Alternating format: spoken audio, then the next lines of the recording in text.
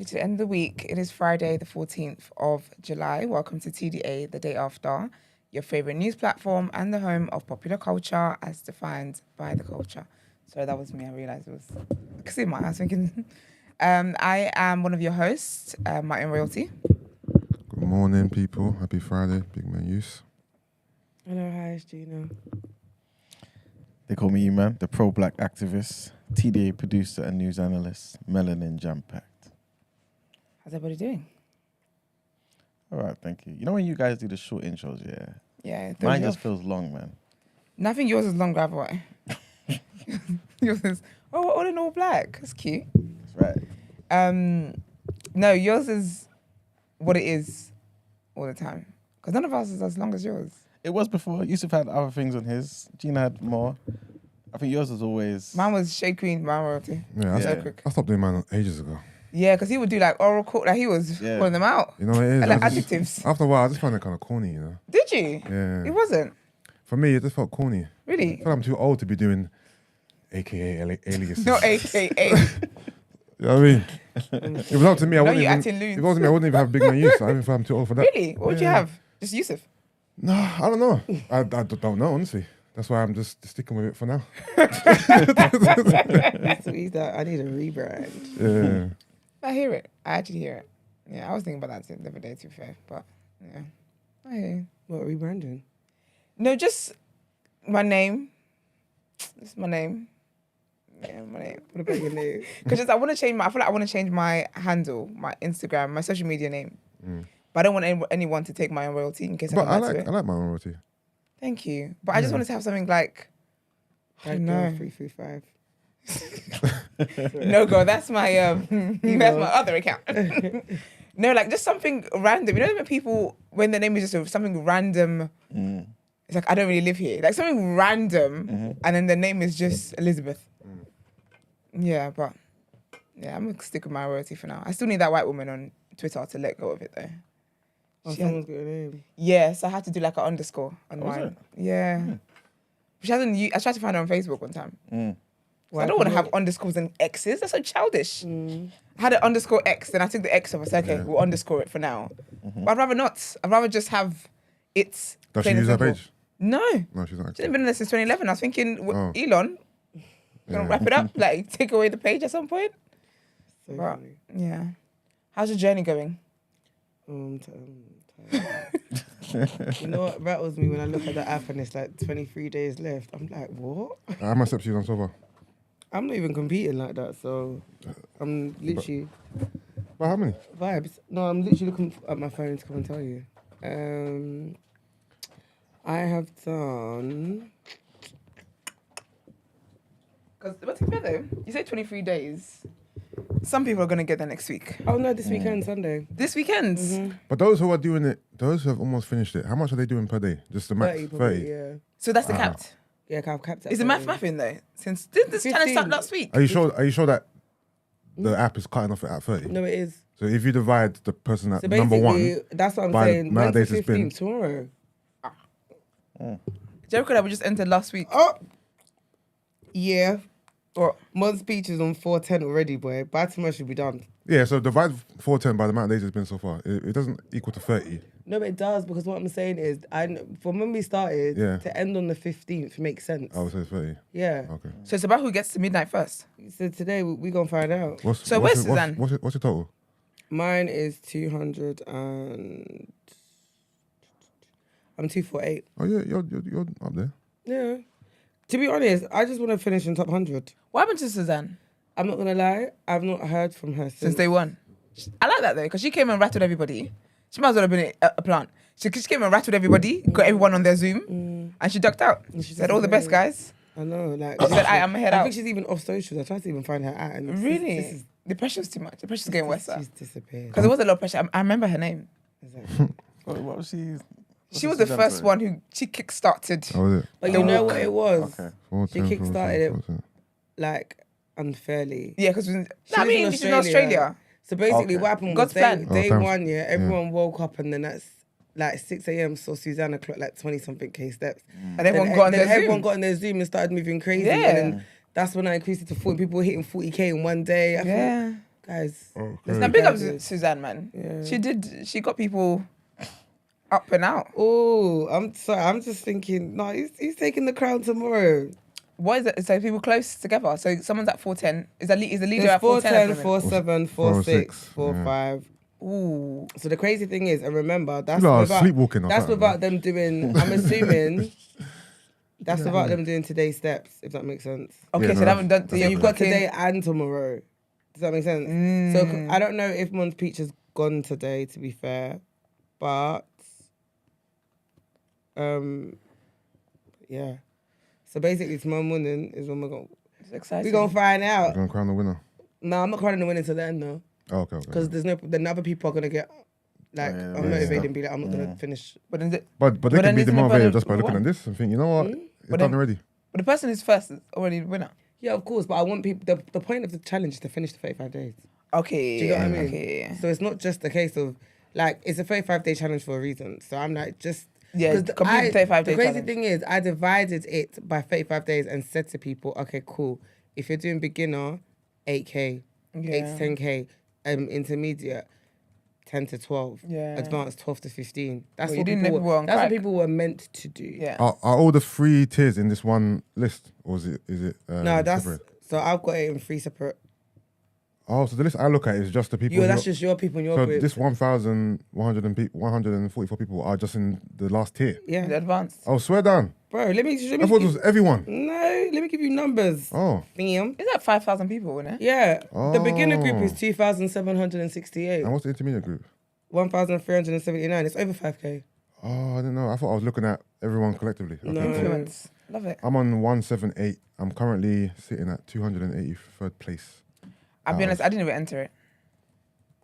I kept forgetting to sync my. So I said, you know what? I'm working. I go to the You gym do in the it real life. anyway. I step in the real life. It's all right. I'm gonna leave y'all to do this one. But yeah, 22 days, boy. Whew.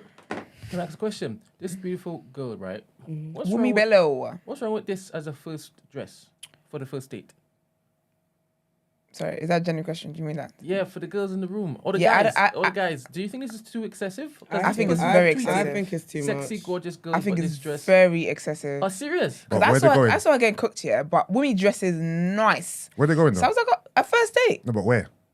Oh, I don't even know. They must be going to the club. I wouldn't wear it on the I think it depends on where. I wouldn't wear that on the 8th date, do you know? Also, the last tier there, is that skin or that's Yeah. It's skin. Okay. I think that's what it is. I think it's the last tier yeah. because it's like it's got her. I mean, first of all, V-line. bikini and body snatched, but yeah. I think Yeah. it's a bit, it's a tad. Serious? But it's not my it's a style. tad, That's It's the a tad. thing. Not Because excessive, it's a tad. I I feel think, like I I think did- if that last I tier would wasn't only wear. exposed, I'm gonna be honest. I would only wear that on holiday. Me personally, yeah, like okay. those kind of dresses, I will only wear in a hot country on, yeah, the on beach. holiday on the beach. So you That's would not wear Africa. it? Huh? You would wear it? Not on the first date. yeah, we would wear it, but not for the I event that wouldn't she wear it on worked the for. first date, and I wouldn't wear it in this country. I'd only wear it on holiday. Explain the What? distinction between the holiday and here. Like, There's why? certain things that I wouldn't wear here that I would wear on holiday because I'm on holiday and it's hot. no, it makes And- sense. And No, there's no I need judgments, to there's no- understand And the no one reasoning. can, and Alright, I ain't gonna see you mofos again. All right. So Alright, it's it's a perfect example. I would never be topless in the UK, why? but I'll be topless abroad. I'll never ever be topless. You'll hear never that, find but me why? anywhere topless here. Why? You never find me anywhere. No, you wouldn't. Like, It's so funny the way you said that. why? I don't know, but I know. You know what makes sense? No, I get it. Fair. All right, cool. Yeah. I did want to ask a question about the dress though, yeah. Is it like too much skin? Yeah. The reason why I wouldn't wear it on a first date is because I think it's too revealing. Okay. Yeah. Is that because you think the dress tells the guy something? No. Okay, so what is it, please? It's just, for me, I don't want to reveal that much skin. But on holiday, it's good. Yeah. No, but on... Do you know there's why? a different Let me tell you thing- why I would wear it on holiday. Yeah. Okay. Because on holiday, I would wear a thong bikini and be skin out.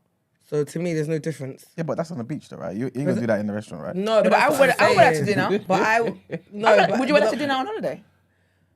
I don't know. I would. I don't know.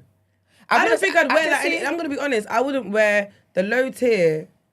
I wouldn't wear it anyway. Yeah. No, I wouldn't wear that to dinner. I'm not gonna lie. I'd wear it to a club. I wouldn't wear it to dinner. I think the low tier for me, I don't see myself currently wearing something like that.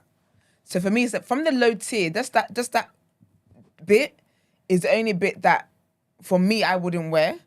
But outside of that, it's actually a nice dress. She dresses like her fashion sense is elite. So when people because I saw her getting cooked and stuff, and I didn't understand why.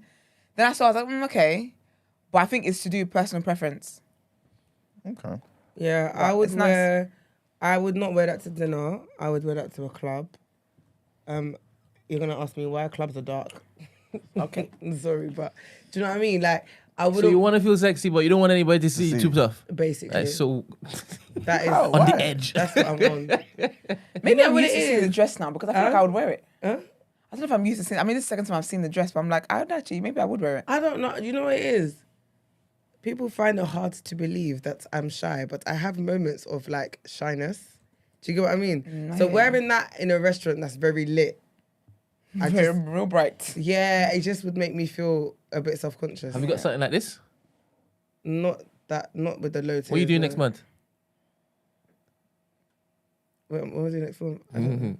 Why are you taking me away? Yeah. Okay, let's go. Are you gonna bring it? All right, cool. I'll find it. I wouldn't. No. But it's a cool fit, man. So it's got nothing to do with like what you think a message. But I think, what it just sends. a person. Let's not cap. Like, if you wear something like that, a guy is going to look. It's going to me. I think it's going to give the wrong message. I'm not going to sit here and say that it's not. It is. Okay. That's why I wouldn't wear it on the first date, because he's going to look at me and think, "Hey, Abuskuleki." Hey. It is. I'm not going to say a lie. yeah, He I is. think- He's going to see it and think. Press play for me. For me, I've stopped thinking about like messages that say close up. outfits will give to people, because I grew up not.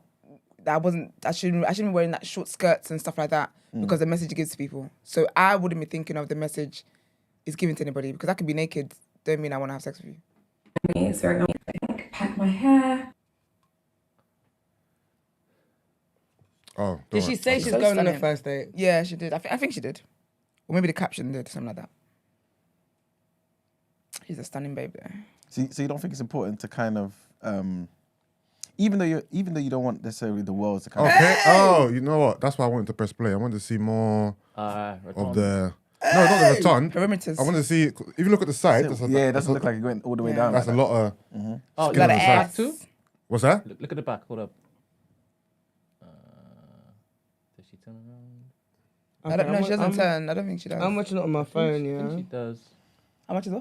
I've I'm watching it seen on my the phone. back. Oh, okay. So it's not too. Yeah. Okay. I thought the skinlessness went kind of all the way around. Oh, okay, I get you. No, but it's very low though. Like, yeah, I'm not wearing that. Because you can't. I'm not gonna lie. I'm not gonna wear that dress. I wouldn't. Because you have too much bum. It's too revealing for me.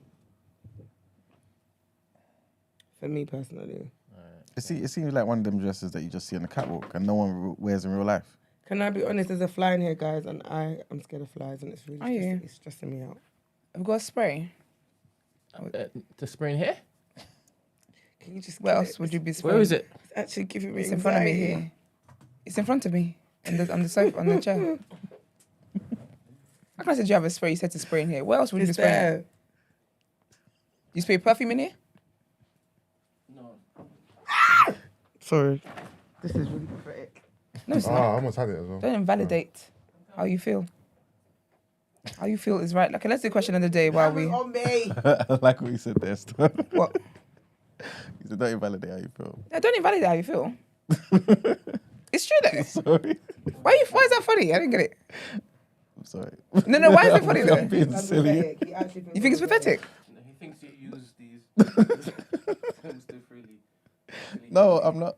No, but it's not for silly thing though, because she's got a fear of something, Yeah. and she's saying, "Oh, don't slap me by mistake." It's right there on the mic stand. Yeah, but she's got a fear Alright, of go on, something, go on, and go she's on. saying, "Oh, it's pathetic." It's not though, because it's a fear. Fear is not No, a I rational, agree. logical thing. So it's not a therapy word. No, it's because I think maybe how I applied it to other things and how people could just apply it to anything in it. So it just made me laugh. That's all. What's the weirdest or funniest dream you've ever had? Oh, we're Gina, gonna unpack. fly me, We're gonna please. unpack this. Did I what? I said, no, don't Gina fly me, please, in the comments. As Esther said, do not invalidate my feelings, okay? A lot of people are scared of things that another person will find pathetic. I did a So thread you the can other never day, do though, that. and I was just like, guys, it was my first thread, I was so proud. I was like, I can't seem to do it. I don't know what's happened, it's not moving up. Yes, bro. Okay. I was like, oh, guys, what's something that's quite immature about you? I'll go first, I'm scared of flies. Yeah. And then people started like Adding the stuff. adding their stuff. It was so Yeah. cool. I was like, wow, we're in this together. No, we everyone has something. Everyone has things that they're like- scared that What's the yours? next person. Oh, I've got a list.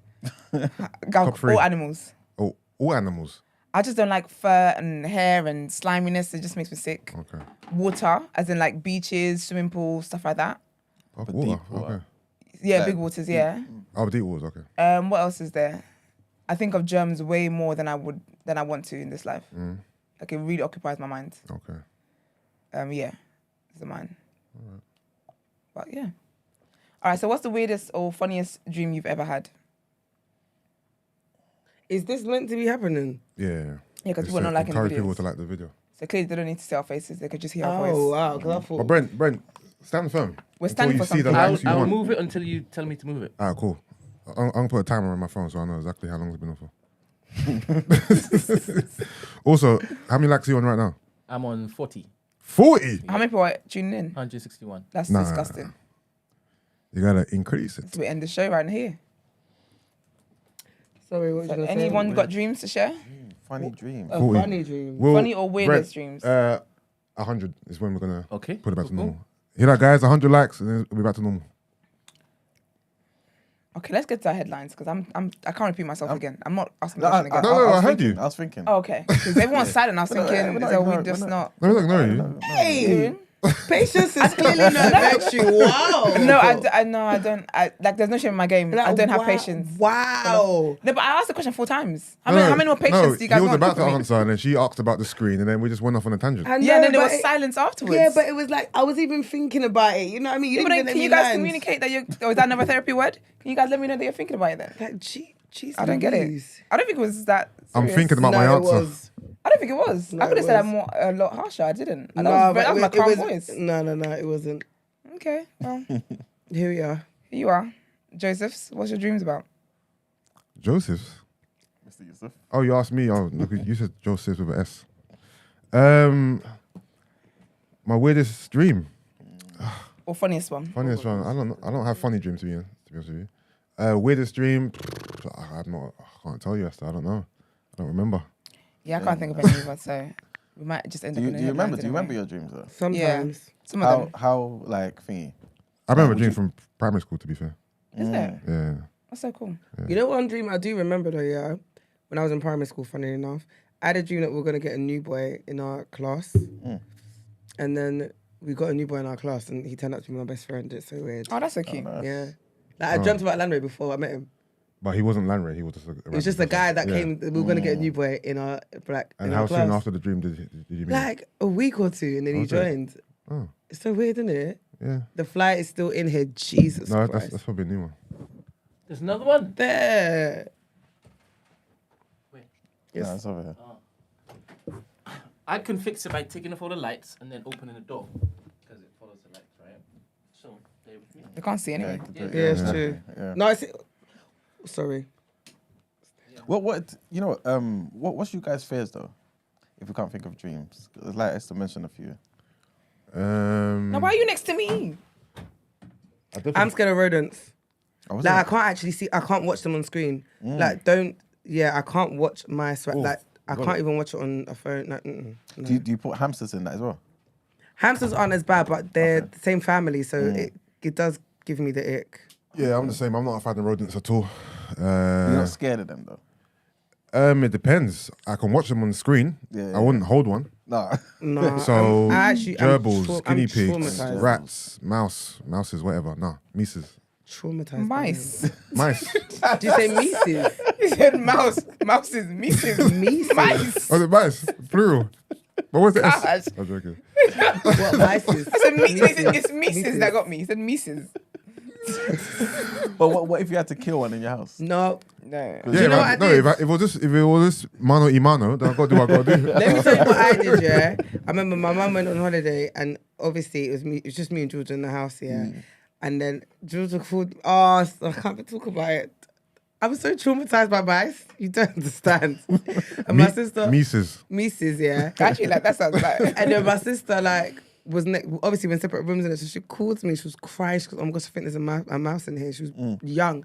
I said, "George, I love you, but I can't, man." I said, "You're gonna have to deal with this on your own." And I felt really bad, but I called my cousin. 93. It was like 4 a.m. from his house, and I called my brother, and I was like, "I'm so sorry. I know it's like 4 a.m. I'm belling off her phone, but there's a mouse. You need to come and kill it." Wow. I can't. Like, someone even said if it was your child, and I don't think I'd be able... Serious? Well, obviously, I haven't had a child, so I don't know if those like motherly instincts would kick in. Yeah, I'm hoping they would. But at me right now, as I am, you on your own. That's why I'm trying to like sort out my phobia of like animals, like dogs and stuff before I have kids. Because I'll be honest with you, yeah, I'm leaving that kid there. I'm running, Bro. Every man. Because don't you see me running? Why can't you run with me? Don't be silly. Oh, did Stay someone alert. say mice are cute? No, you That's need who said that? someone. You need healing. They need to be blocked off. You actually need That healing. was It's the man. Imi's snow globe. That's so horrible. Like, you actually need healing. Oh, Maybe she's talking about them clean, super No, clean I don't ones. care, like- not the dirty ones that you Nah, find. all of them. I don't care how clean it is. It's so disgusting. Another one. I just need to stop thinking about mice. So it's that Oh. bad. Like, ugh. It's so horrible. I feel the same like pigeons I and actually stuff. need to It stop. makes me so sick. It makes me itch. What about you, Brent? I mean, just take this timestamp, sorry. What you say? He's taking a timestamp. Oh, okay. I just clocked. As in what? My dream? Yeah, no. What are you scared of? Scared of? Death. No, I'm not scared of death. Going to hell. Oh, serious? Yeah, man. I don't want to go there. Oh my You god. get your details wrong. I saw the Get there. funniest TikTok the other day, yeah. And it was a gay man and it was really hot and he was like, whew. If hell gonna be hot as this, I'm gonna have to rethink this gay shit because I ain't gonna survive. Like the tears. I wish I saved it. The video was so funny. I said, nah, I'm done. No, that's so funny. No, it was hilarious. Accurate? I'm not gonna get cancelled for this, am I? No, TikTok. No, because it was a You're just TikTok. telling the You're story. reciting Okay, the cool. TikTok. I'm just saying. You made it clear, and I like you made it clear that with the TikTok. It was so- TikTok, please, because I cannot. I can't deal. It's all right. Nah. What's your own? Sorry, did you write the Bible? So No, but you sit anyway. It's not there's good. that. You know what I mean? Okay, can we get into the headlines now? Let's See do how it. nice I said it. Oh, thank you Is so that okay? much. Yeah, of course we can, babes. I love that. Anything for you. Oh, thank you very much. For our own royalty.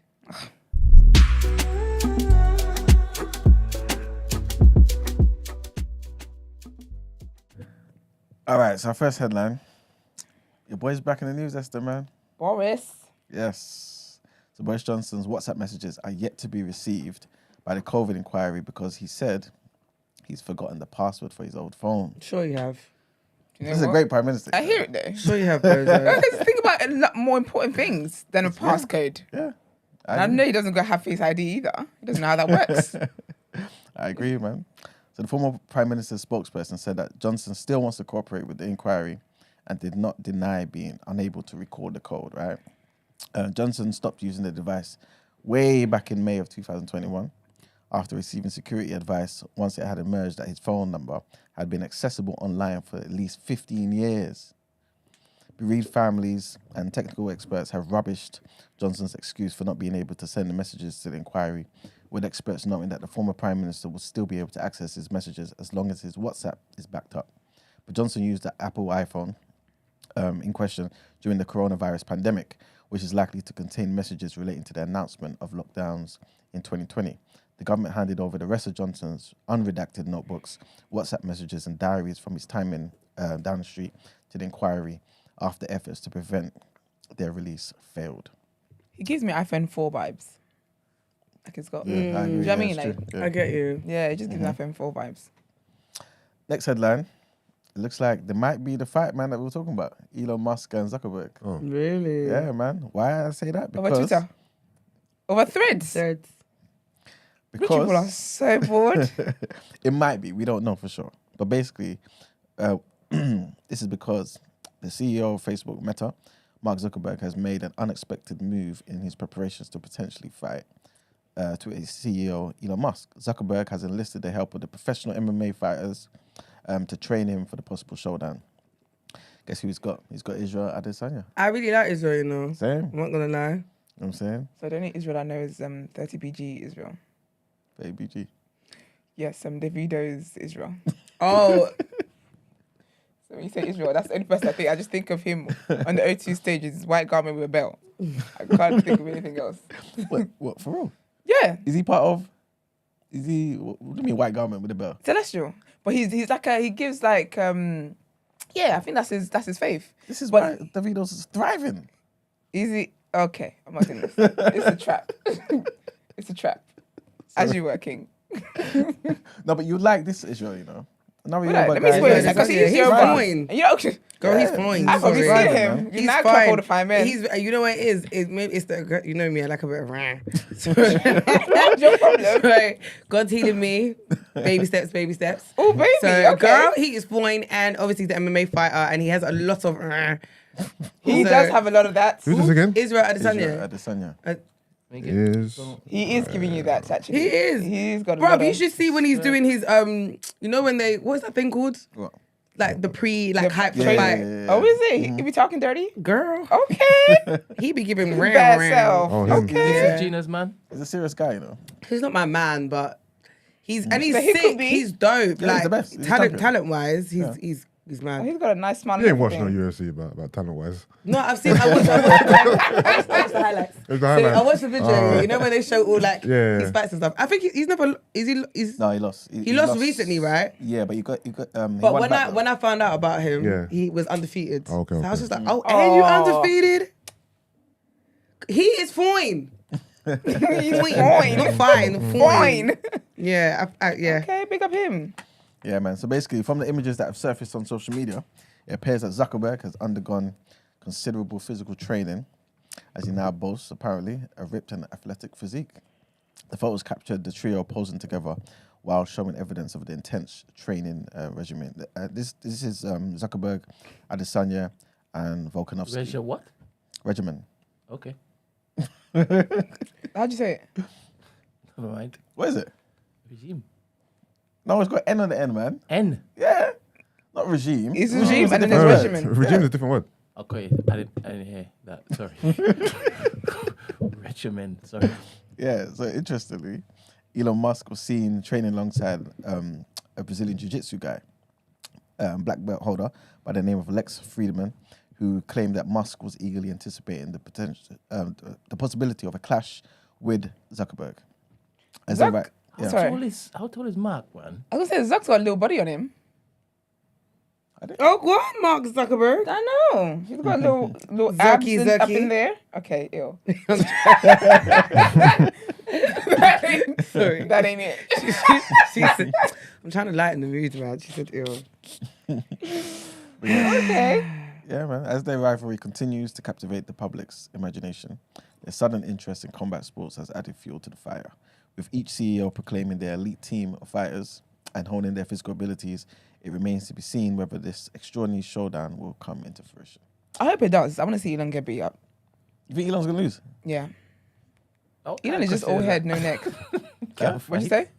say? He definitely can't fight. You think Elon? Zuckerberg can fight? Look, he's training with the best. Bruv, out And he of looks those like he goes two, gym. no one thinks Elon Musk is going to win this. At all. He's mad. Elon is literally You know that guy's Iron Head, Man, innit? He's no got neck some and secret vibes. stuff in No, there. don't. Probably. No? No, he It's probably his, it's would. his Twitter Avi that makes you think that because he's in a cute little spacesuit. Maybe, Yeah. maybe. What does Elon look like in body wise? I only ever see his square head. I'll show you. I think they're like similar. No. No. Elon's overweight. I think. Not overweight. He's not Okay. overweight, though. He's just, He's got belly on him. yeah. He's overweight. Yeah. I'll show you. I don't know what Iman was talking about. Also, do you know why you like Israel? He's very proud to be Nigerian. You know, I love that. Proud to be Yoruba. Love that. He's very proud, like very proud. I love that. That's true. That is my bag. You remember we were chatting about him the other day when That's who his you think- ex-girlfriend tried to come and lie about him. Yeah. Oh, but he Ain't do. got a chance, But ain't can I got be a chance. honest? We're not his type of stuff. He do like Like some snowy. Vanilla and that. That's my type. Yeah, but you can change him. No, I don't have time for that. What? I What is that don't do picture on the charity right? work. That is your king. That is your winner. Is that He looks Is like that a CGI? he looks like a not a No, shark, that's but him. He looks like a. No, let me I know what you mean. look on my phone. There's something. He looks like. You know, Can we get a front face? There was one you showed earlier that was front facing, and we saw his skinny little legs. That one. That is just. Not body shaming, of course. But that's why I said let me stop before they come and tell me I'm fat phobic. Please, that's true. I've done my time. Let me reserve. Nah, he ain't winning nothing. Yeah, he's not winning, you know. He's not winning nothing but his thoughts. Yeah, He's not winning those It's sometimes. a couple of years ago to be honest. Alright, see what I'm saying? You could have done that to Zuckerberg as well. Yeah, but He what might does he be look like in shape. 2023? What's I'll that? Is that check. him in a black t-shirt? I'll check. That's Nah. like Photoshop. And remember, he's training with a Brazilian jiu-jitsu black belt holder I as thought well. that was Zach. I thought that was No, both of them. That's why people are same thinking... person. No, sorry. So that's a Zuckerberg's trick, got Israel and some other guy, and Elon's got this Brazilian jiu-jitsu master. That's just jiu-jitsu. Yeah. People that do jiu-jitsu sometimes they're not. What? They're not like athletic. But to be fair, that's what I mean. Yeah. we thought Arms Corleone was gonna beat what's his name? Yeah, bouncer. Bouncer, That's true. and he lost.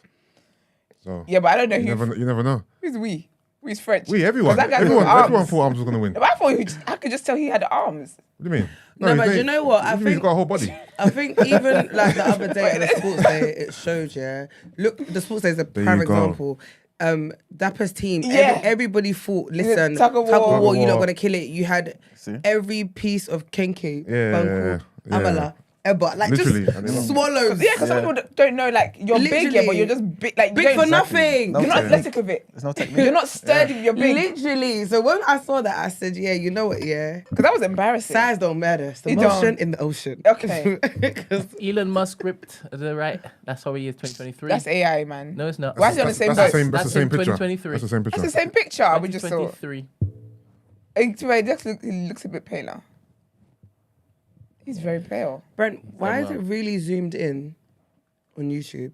Like, as in, Do you know? What have you done? Oh, go down on your thing. oh, is it me? I think it probably is. I've had too many moments this morning. It's alright. I'm blaming Gladys. Did you say that? Now, BFFR. That is Who's that not meant to be Elon him. Musk? What? That's not even his face. You never know, man. Nah. That's a different version. He's got a lot of technology in there. That's not Elon. That is not Elon. It's been working out, man. Elon's nephew. That is not Elon at all. Anyway. It would be interesting to see But if he that. was Yeah. him, though, he'd look decent. Like, if that was real. When the body or in the face. I mean, you can't fix the face. Okay, so there's that. He needs facial hair, man. I feel like facial hair really saves a lot of people. No. You don't It think so? does. It does. No, it does. I literally feel Because like when a guy facial takes hair... off when a guy shaves his beard, I'm like, why would you do that? But Facial is hair that literally... because you're used to seeing him with the beard? No, I don't think it is. It's a different Because face. remember, there was a no. time when guys never really had beards. Yeah. And everyone wasn't saying, "Oh my God, where's your beard?" Yeah. No, and then when they got beards, they became zaddies. Zaddies. Oh. Yeah, but before the beards, you were still calling the same. No, guy I didn't No, call him I zaddy. didn't. No, one zaddy was He's- around. He's cute. Yeah. Like, oh, so cute. Oh, he was a pimp from And as soon as that beard goes off, you go back to, oh. You know, like a kitten to a cat. Yeah. So it'll be Simple like, cat. meow, to rah. Do you got me? That's a difference. Hey. Alright, so our last headline. Love a beard. Sorry. Trigger warning here, guys. This is about Huw Edwards. I didn't even know who he is. Like when The I saw him, BBC guy? no, I know, but I was like, who's, Yeah, he doesn't You look don't know him by like a Hugh. name. who is him when he is at home? Like, I thought he had a stronger name. Hugh is not a strong name at all. I did not think that was his name. who? It might be strong for them. That's not the He's name Welsh, isn't it? shame. He's Welsh, isn't it? He's Welsh. Welsh. From Wales, isn't it? So you know He they still doesn't got- look like a Hugh though. He gave me like masculine. No, okay, not that Hughs are masculine, but he just gave me like a strong name type of man. You know, certain names, certain male names are strong and grounded. I can like you just off your name. Like what? I love a Michael. Is that strong? I just love a Michael. Okay. Something about a Michael. I reckon my husband's gonna be called Michael. I'm gonna name him Michael. I don't really care for names, you know. Oh, Just no, I don't let can't- your name be Ernest. Sorry. I freaking hate You know, Ghanaians Ghanaians Ernest. ruin everything, man. Love it, Ernest. Ernest. Ernest. Only the worst at Ernest. names. And I can't have like a day of the week, like a Sunday. I can't take you serious. Why is your name Terrible. Sunday? No. BFFR. I'm not calling you that. No, but why is your name Ernest? No, I can't. Like, there's certain names that will pull me off a guy. No, I blame, honestly, I think it's Ghanaians. There's certain names that will pull me off a guy. Like, It's definitely Ghanaians. They're the worst at naming people. No, I know. I literally. think what is it? Isn't that it's people from Zimbabwe or something? Oh, they no, give like yeah. sentences as names. Zimbabweans are worse. Like, you are God's glory. That's your name. Not even in the language, in English. Yeah, that's crazy. It's ridiculous. Sentences, no spaces. I ain't got time for that. Well, like I was saying, guys, trigger warning here. And a friend of Huw Edwards has said that he initially did not believe the claims about his friend, the BBC presenter, Oh, he's a snitch. because they were against everything I know about the man. Andrew Billen, who's a feature writer for The Times, had lunch with Edwards last Thursday. This is hours before the newsreader was informed about the allegations against him. This is last Thursday. So obviously he wasn't in the, what do you call it, the rehab place at the time, I'm assuming, anyway. So he's only just had his breakdown when his wife was telling the Think news so. that. Yeah, I think so. That's convenient, isn't it? Unless he had lunch with him, visiting him. I don't know. Maybe him knowing his wife was gonna do that brought on a panic attack and then the breakdown, and now he's in hospital. Yeah. We shall see. He gave me as his lawyer. So Mr. Billen, who was speaking to Sky News, right? He said that Huw Edwards was in high spirits during the meal and was certainly not a man with a tremendous dark cloud hanging over him, right? Discussing allegations, he said, personally speaking, I was incredibly shocked. It flew against everything I thought I knew about the man. I didn't believe it, partly because I didn't want to believe it. And Sky News understands that the Sun's original story on Edwards was published. Newsnight journalists were looking into allegations against the presenter. By the way, there's this thing going on where people are saying the Sun was wrong for speaking about this. You guys agree? It's the sun. It's the sun. That's what the sun does. What do people expect? That's true. Because when I heard and it was the sun, sun's about them. That's on brand for them. True. You can't expect the Guardian content from the sun. Yeah, It's the sun. but do you think they should have just been silent? Period. Nah, Especially when there's no criminality involved. nah, man. Based on But the that's the law. thing, though. Who knew that there would be no criminality involved? I was shocked. I think the Sun knew, and this is why I think it's the Mirror. One guy at the Sun who used to be at the Mirror, I think, he came out to say this is why the Sun never mentioned it being a crime. Okay, It's they like just they gave you put tea. it out exactly. Yeah, but that's what the sun does. The sun just loves to give you tea. Like they will be the ones where you go in there and then they're talking about, a mother's son who the son started dating her sister, and like, do you know what I mean? They do like silly little stories like that. But I think it was important to know. I think we need to name and shame these people. We need to shame people. And I will tell you, word on road, it's gonna tell you why I am pro shame till the end of my life. But no, people need to be shamed. All right. I think it was good for them to say who it was. People know, because again, a lot of creeps are hiding in plain sight, and that's scary because you would not know that. His friends could have had like their kids, right? Like, you don't know, and I think people need to be called out for the sick things that they do. It's not like it's a fetish. That's different. I don't want us obviously to go around, right? Because obviously we've got a different topic of the day, right? But just based on the law, though, is it really, according to our moral standards, yeah, it's disgusting, Yeah. it's creepy, right? But according to the law, is it creepy? Yeah, but the law is not always right, though. So just because That's the true. law, so for me, something isn't gonna be not creepy to me because the law doesn't say it's creepy. The law doesn't get a lot of things right. That's true.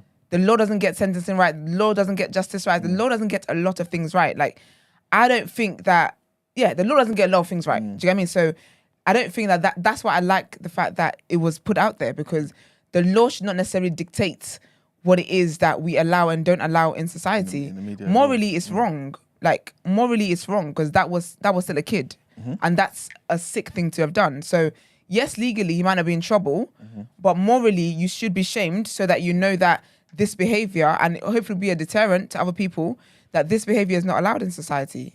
You can't just do this and hide it under the law. I mean, Philip tried to do the same thing. That's true. Talking about when he met the guy wasn't underage.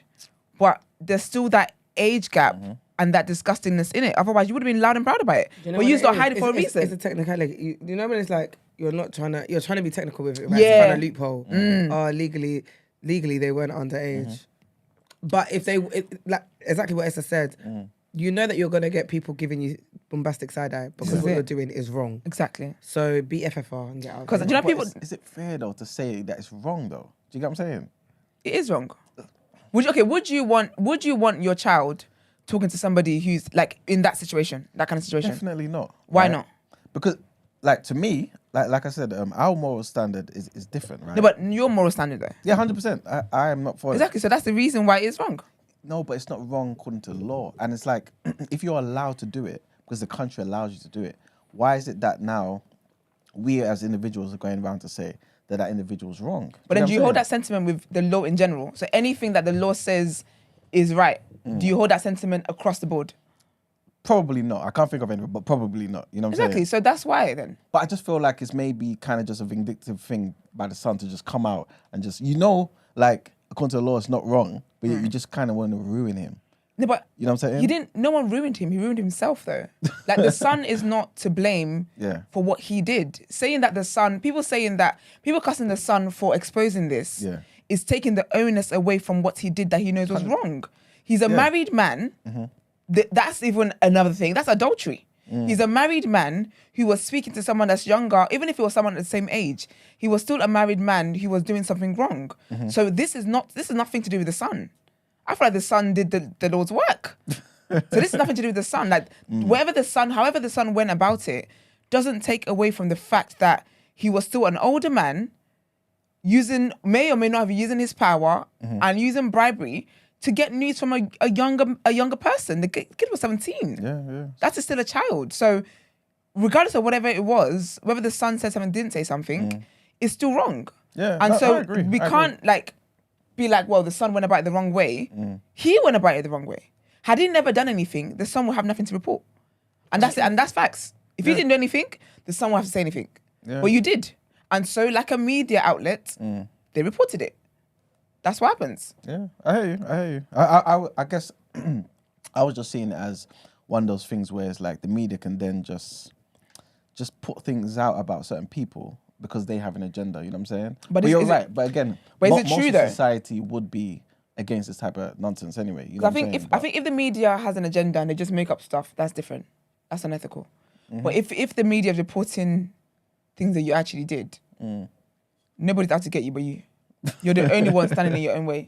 Because had you not done this heinous thing that you clearly hid, you hid for a reason, because you knew as well that you were going to get slaughtered for it publicly, they wouldn't have anything to do. If you can't give people content, then be shocked that they're making content of the content you gave them. Don't give them content. Don't give them nothing to talk about. They won't talk about you. It's true. Here we are. All right, Let's get into what you're saying topic of the day. let's do it.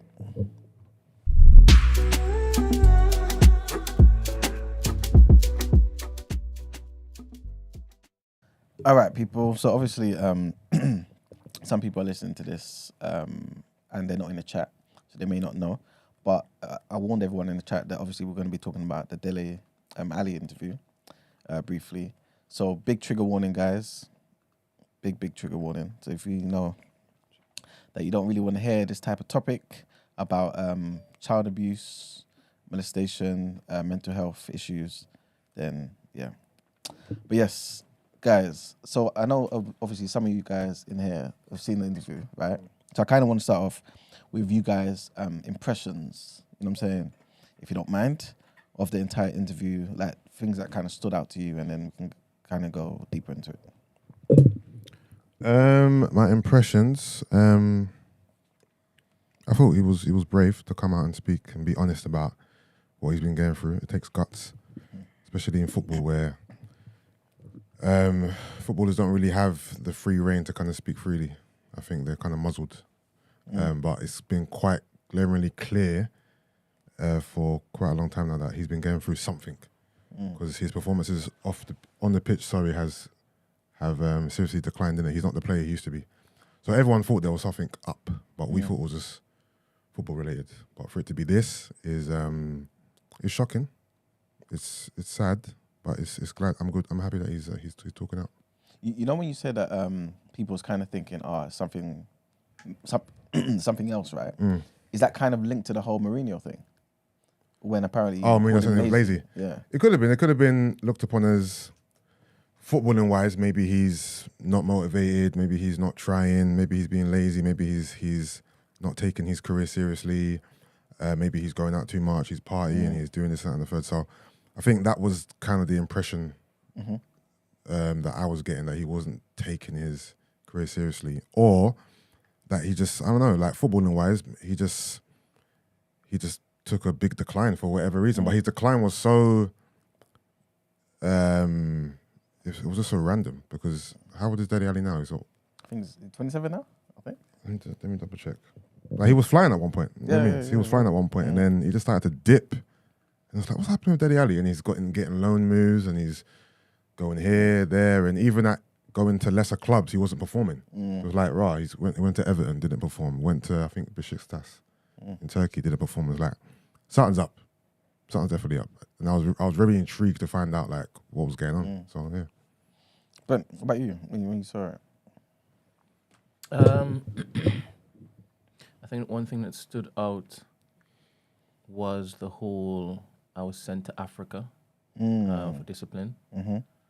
Another thing that stood out was some media outlets contacted the team saying, no way he's been, we're going to run with it. So he decided to own the narrative, which I thought was like very courageous, given what he had been sitting on for the longest while. I like the fact that he said that if his story could just help one person, that would be enough for him. Just putting all of your demons on the air like that is just, because he's now going to be seen and framed as this guy, and to be doing that at such a young age, whilst he's still a football player, a Premier League football player, is really, really, really commendable.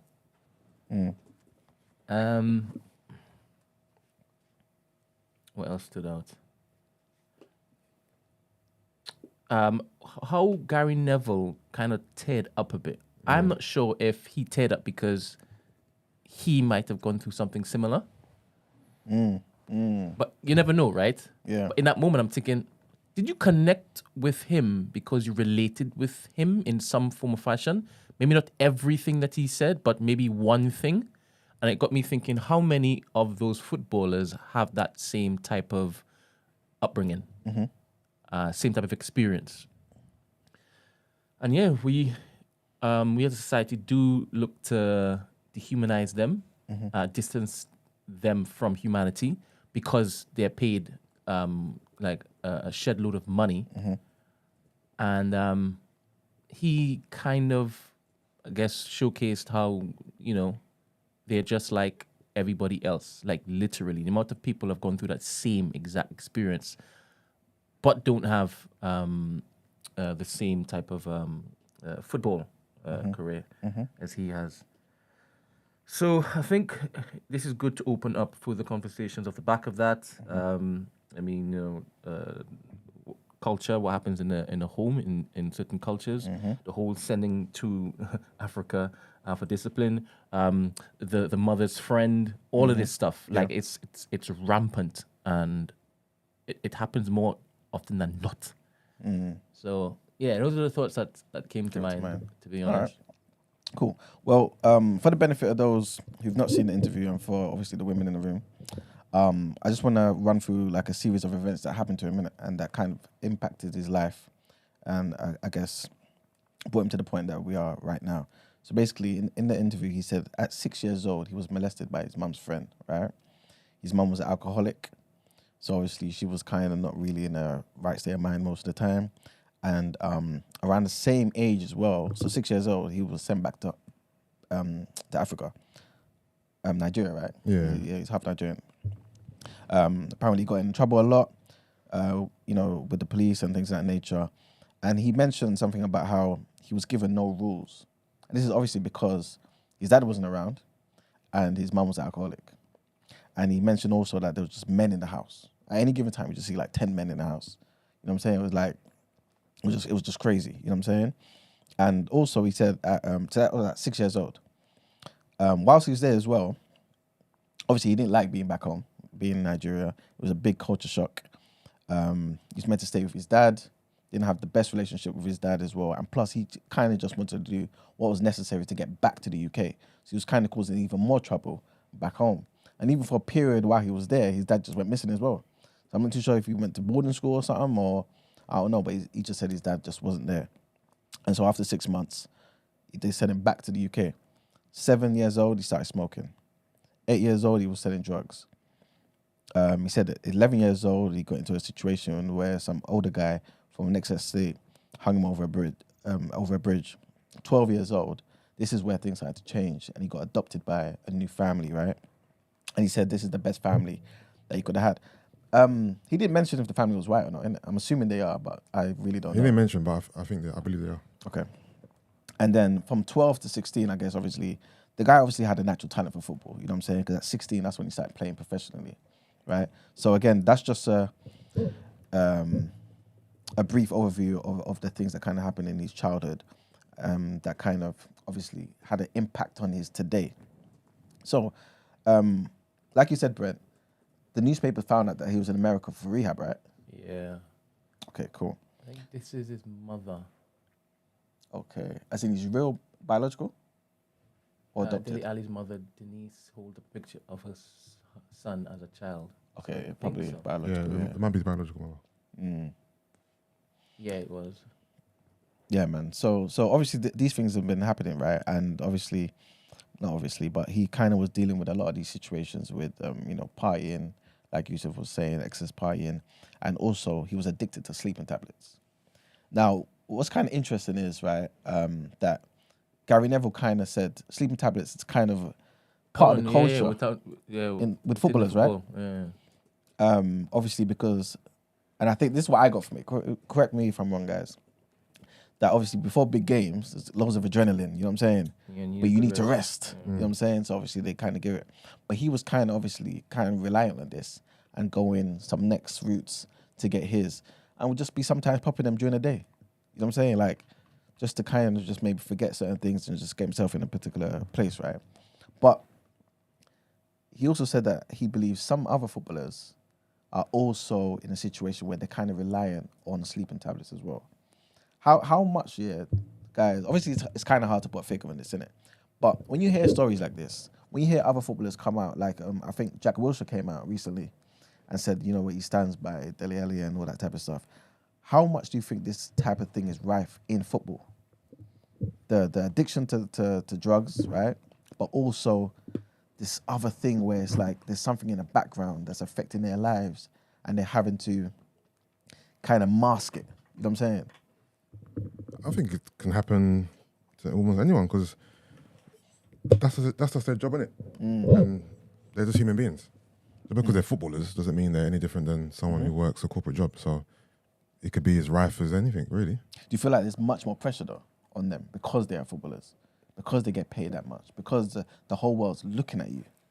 To a degree, yeah. And I think certain footballers might suffer from these type of things worse than others, depending on who you are, how much you're paid, if you are the star of the team or not. So yeah, definitely. But what are you thinking? That whether it's rife or not? Yeah. Yeah, I believe it's rife. Yeah. Do you feel like? I believe they do a lot of stuff. Footballers. Obviously, after the season's finished, also when they're not getting tested. But not only about football, nothing surprises me because, how can I say this? Football, for some reason, is such a media trained industry, innit? Like the way they speak and the interviews they do. But you're forgetting these are young men who are millionaires. Do you think they're going home and reading books? They're not. You know what I mean? They're indulging in drugs, women, alcohol. They're doing. I mean, not everyone, but none of this is. I'm talking about the drug side of it. None of it is surprising. It happens everywhere. And because I remember there was even a part where he's talking about how he used to have excessive parties, right? And how there'd just be random people in his house. Yeah. He didn't even know who was there. It was just people. You know what I'm saying? I think it's worse for them, because it's like when you think about like artists, rappers, whatever, right? it's kind of expected and it's in that field. But where their job requires them to be physical and they have to perform, and there's a lot that goes into the sport they play. Like I guess you kind of expect it not to be as prevalent there, but it's the same lifestyle. Like you said, like you're young, you're rich, you've got all this money. This comes with the lifestyle. The only difference is you have to run on a pitch and perform. Like, do you know what I mean? Like your performance, all that stuff you're doing is going to have an impact on your performance a lot more than a person who just has to perform in terms of like artistry. Do you get what I mean? Yeah. But it's not. I don't think it's not as bad as say entertainment industry because No, at the of end of course, the day, because you don't get even the tested. Footballers get drug tested. Yeah, that's what. To their job, their body is required, so they have to be in a certain condition. I'm trying to say, so that keeps them on the straight and narrow to a certain degree. So I don't think, and obviously it depends on the type of drugs. Like obviously, you're not drug tested for sleeping pills. You know what I mean? So, but I've heard rumors about different footballers who, you know, like the media or the narrative that we're fed is that this player is always injured or XYZ, but the truth is this player is addicted to cocaine. Yeah. There's one footballer I want to mention, but I don't want to say because it's an allegation that when I heard that I thought, and I heard it from people who knew him or knew people who knew him. I was like, disappointing. Disappointing. Considering the narrative that I've heard and considering how much I like this footballer and how much I want him to succeed, to hear that behind closed doors, he's a cokehead, and that's one of the main reasons why he hasn't flourished. It's like, all this time I thought it was injuries. I mean, and is he current? Is he playing currently? He's retired. Okay, cool. But he retired young. Okay.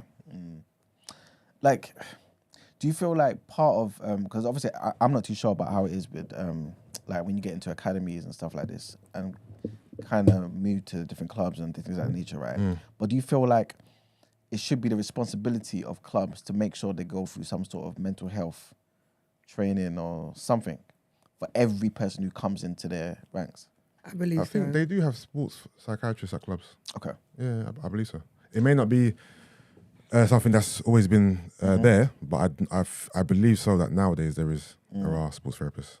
Because I remember one time we were even talking about it being on Love Island, saying, you know, when they come off to deal with the world, surely that should be something that is with the football then, because especially when you look at somebody who excel, like someone like Sterling from young, coming straight out of school, and I think Dele Alli as well, right? Having the world kind of watching you, and then you've got this as well that you've got to deal with as well is crazy. You know what I'm saying? But I want to look at this the whole child abuse thing, right? And we know obviously child abuse is rife in every community, pretty much. It's a terrible thing. Like we were literally just talking about Huw Edwards, right? Obviously, he's not considered a child. Maybe when he did certain things, I don't know, whatever. But obviously, we know there's a certain dynamic between people of a certain age group and a much younger age group. Yeah. I was reading something and they say child abuse is divided into 4 types: physical abuse, neglect, sexual abuse, and emotional maltreatment, right? Based on this particular interview, he's got at least 3 of these. You know what I'm saying? In fact, probably all of them, right? My question is, how as a community can we kind of get involved in kind of policing this? Because the reality is, you can kind of stop certain things if you as a parent are on the ball. But if you as a parent are a drug addict, alcoholic, how do we protect these kids, if that makes sense? I know we have social services and things of that nature, but is there something more we can do, or is this just what we have to deal with in life? It's hard because how do you know what's happening in people's homes? You know what I mean?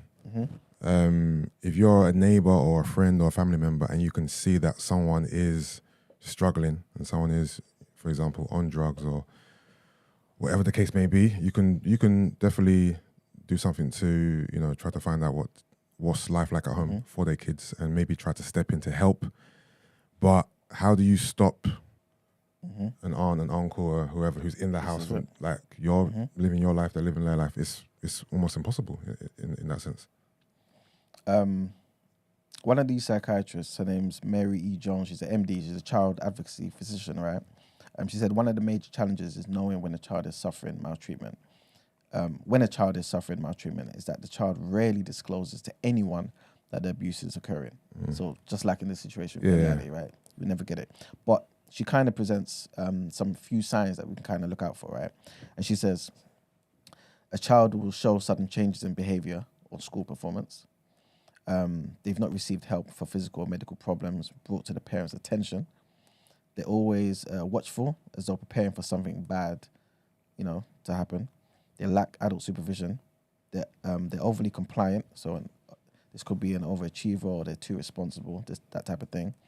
They come to school early, they stay late, they don't want to go home, that type of thing, right? When we was in school, I'm pretty sure like there were certain people that kind of had this type of issues, right? Or at least kind of show these kind of symptoms of child abuse. But like I was saying, how would you guys feel if you kind of noticed 2 or 3, right, of these symptoms in another child? Would you feel comfortable going out of your way to then alert social services to look at this, to speak to the parent potentially, or the teachers? Or would we feel like this is not our business? I wouldn't call social services. I'll probably try to speak to the parents. Okay. Yeah. What about you, Chyna? Yeah, I don't think I'd go to social services, but I think I'd try to speak to even the child. Yeah, the child and the parents, yeah. So if the child then like said something to you, like what would be your next? I'd speak to the parent. And if the parent was like, you know what I mean, it's kind of, oh yeah, thank you for letting me know, or even kind of, feels like, you know what, who are you to talk to me? I'd probably monitor the behaviour. Like, I'd keep tabs on the child, if that makes sense. And if nothing, I might try to speak to other people close to that family and see if they can intervene. What about you, Vince? I think the protocol is to alert the safeguarding officer, and then they look to call the relevant services, and then they intervene, because alerting the parent sometimes might exacerbate the case or the issue. Because like you've obviously got some experience in that type of with kids and stuff. Have you ever noticed something before? Peeing on themselves, yes. Coming to school, pissy. Keeping to themselves, as in away from like other children. Shying away from touch. I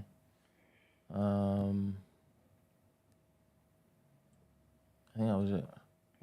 Oh yeah, and definitely not wanting to go with their minder. Yeah, like crying and stuff, like proper bawling. It's crazy the amount of like how common this type of stuff is. Yeah, I'll never forget. Obviously, when I used to work in Hackney, Tower Hamlets, that type of area, right, with the whole housing thing. I remember meeting this guy. I think when I met him, he'd just come out of prison. I think something like that, right? Every time he would come and meet me, he would meet me obviously at the local authority, innit? Talk, this, that, and the third, write certain things up, this, that, and the third. Obviously, he told me about certain abuses or whatever, but very surface level. And I think I gave him an allowance, innit? Or something like this, right? He would spend that allowance on alcohol within 2 days, done. And this would last him, this money was meant to last him maybe 2 weeks or something like that, right? 2 weeks is done. So there's no food, nothing else for the rest of that time. So I'm like, what's going on? So I've gone to see him now in his hotel, innit? Because he was in temporary accommodation. And then this particular day, I don't know what happened, what triggered it, but he just said everything. And when I was hearing the stuff that he was saying, his uncle did this, and like, you just think these people are sick. And you think there's so many people that deal with this type of stuff that you would never know on a day-to-day. You know what I'm saying? That's responsible. Like, obviously, sometimes you may think certain people are just stupid, they're just animals.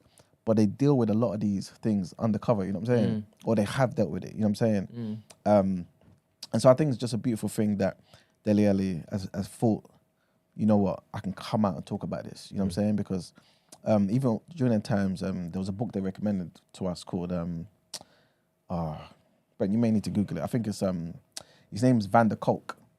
It's The Body Keeps the Score.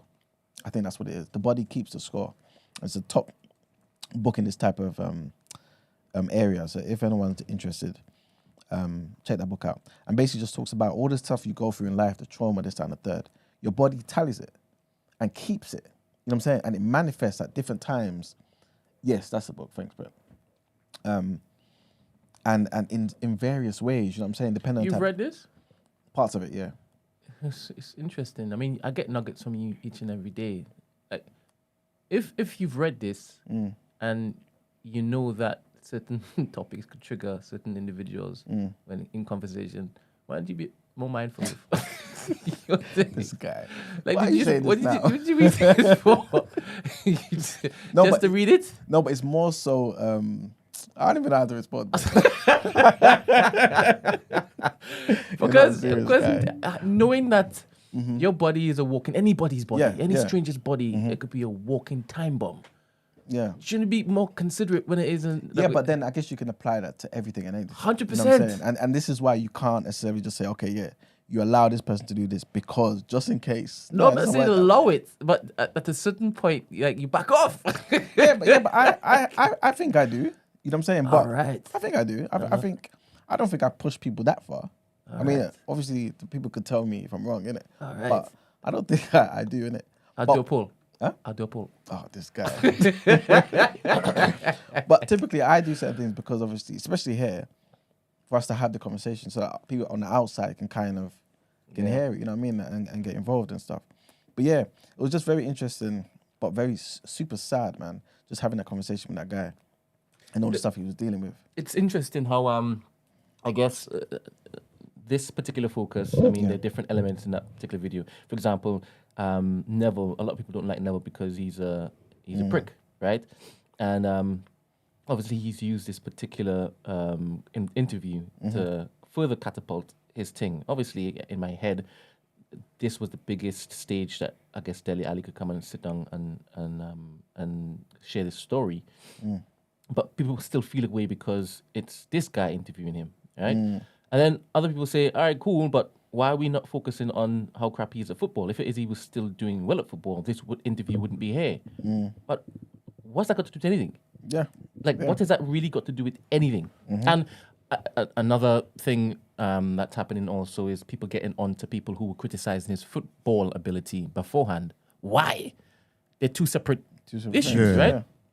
Yeah, I mean, it's just an interesting, I guess, package of media that's gone out, and then the conversations that's bled from there. Even the timing of Pochettino saying what he said, Yeah. because he said what he said maybe like earlier this week, and now this interview's come out. He said he wants to help him. Yeah. Oh, is it? Yeah, he said he wants to help him. And I do believe that he probably maybe Was aware of this interview. Yeah, probably. Yeah. When was the whole thing about the media saying threatening to expose his rehab? That wasn't disclosed. That probably happened. That happened behind the scenes. So, Okay. Yeah, he mentioned it in an interview though. Yeah. Okay, cool. Yeah, man. I guess I would advise everyone to kind of watch it, man. I think, and one of the things that stood out to me is when he said there's a difference between being fearless and brave. You know what I'm saying? Like he's not necessarily fearless. Yeah, Like, you know what I'm saying? He said with bravery, there's still fear in it. That's what he said. This is it. Yeah. But you just make the decision to do something. Yeah. And him putting himself out here, exposing himself, like you were saying, Brent, people talking about irrelevant things, right? You've got a big issue here that he's talking about, right? That he's gone through. And you would expect people to have some level of empathy or sympathy or whatever it may be. And people are talking about he's footballing and irrelevant nonsense. But you know what I'm saying? But like you said also, if he can just help one person, you know what I'm saying? I think he's done an amazingly brave thing, man. And he definitely deserves his praise for it, man. And hopefully he can get his career back on track. He's injured at the moment still, isn't it? Yeah. Yeah. Right, it seems like he learned a lot with his sessions, though. You Yes. see how well he spoke about Yep. certain concepts and traumas, and how it is that he now manages them. It's as though he really, really took it in, which is very interesting. Very interesting.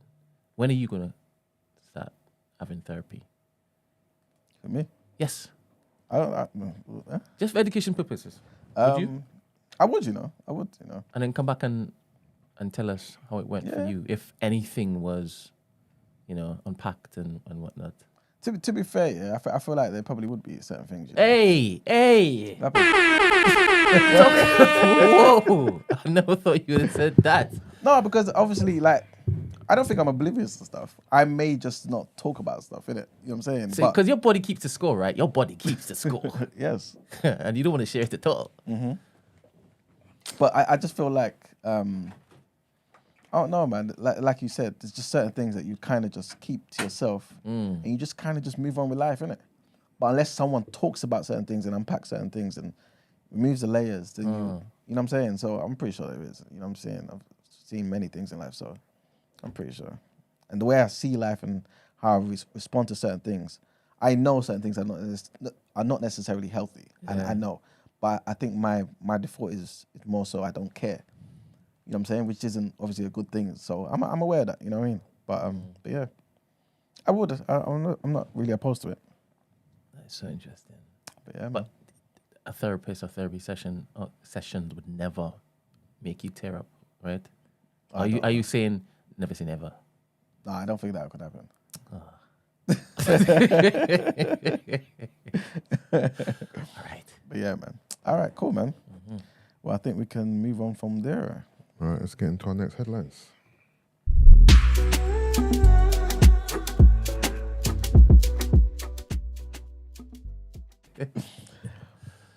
Okay, so our next headline, the British government's decision to allow companies to hire agency staff to cover for striking workers was overturned on Thursday yesterday by London's High Court, who upheld a legal challenge by 13 trade unions that it was unlawful.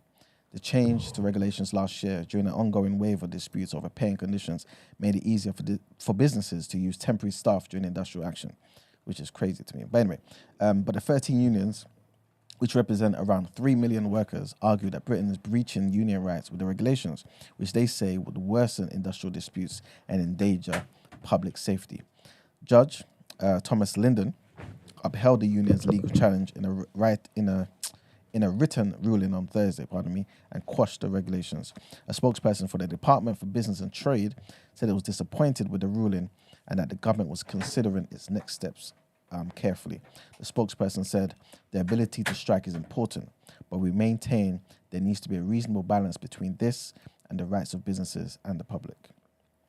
Next headline takes Stacey us... and Maggie, sorry, Manuel. Yes. Actors strike, writers strike. I beg you guys, send me some information. Send me some information, and I'll make sure that Emmanuel looks to cover it, and then we follow it because that's a big thing. It's a massive thing. Cool. All right. So our next headline, trigger warning here, please, guys. Trigger warning here. And this is to do with someone being killed. And this takes us to Africa, to Congo specifically, the DRC, where an opponent and deputy and former minister by the name of Cherubin Okende, who's part of the party of presidential candidate Moise Katumbi, was found dead on Thursday yesterday in Kinshasa. His body was riddled with bullets. Right? According to the entourage of Mr. Katumbi, Mr. Okende went to the Constitutional Court on Wednesday and his relatives have not heard from him since. According to the same source, he was then found dead Thursday morning in his car on the main avenue in Kinshasa. The government learned with horror of the assassination of Cherubin Okende. This was said by the Minister of Communication and Government spokesperson Patrick Muyaya. He said that on Twitter yesterday. Today. This case comes as the political climate is very tense with the approach of the election scheduled by the end of the year. Mr. Okende is 61. He resigned last December, from his post as the Minister of Transport, along with 2 other pro-Katumbi ministers. Mr. Katumbi had just announced his presidential candidacy scheduled for next December and the withdrawal of his party Together for the Republic from the ruling coalition. And the last headline, again in Africa, but takes us further south to South Africa. Again, trigger warning here, guys. And a man is facing terrorism charges, man, over a fire that badly damaged South Africa's Parliament building last year. This guy's name is Zandile Mafe, and he was shouting and pointing his finger, right? And he was alleged to have said, "Burn it more," right? Basically, this huge blaze badly damaged the historic Parliament complex in January of last year as it ripped through various buildings, including the main chamber where the lawmakers sit. It hasn't been fully repaired, and the estimates are basically around $120 million, man. and it may take up to 3 years. Mr. Maffei was arrested in the Parliament precinct soon after the fire started. He was charged with breaking and entering, arson and terrorism, but his case has been held up after a judge ordered him to undergo a psychiatric evaluation to determine if he's fit to even stand trial. The judge overseeing Thursday's court appearance allowed Maffei to finish his rant, saying he didn't want to exacerbate his mental condition. This according to South African media reports. The judge, Nathan Erasmus, said an expert report indicated that Maffei was not able to understand the wrongfulness of his acts that he's being accused of, although a final decision on whether there will be a criminal trial was postponed until next month. Mr. Maffei had also challenged the court, right, to give him a sentence of 25 years to life, which is what he's actually facing if the trial does go ahead. Because this same guy, again, probably does have mental health issues, was shouting out in the actual court case, "I'm not afraid of a life sentence." The fire at the seat of South Africa's democracy raised criticism of the security procedures in place at the parliament, whose members were on the break, and the buildings were largely empty. So no one was hurt, but still. There's a lot of damage, man. But yes, that's the end of the headlines, and it's time to pay the bills. Okay, let's get into some word on road.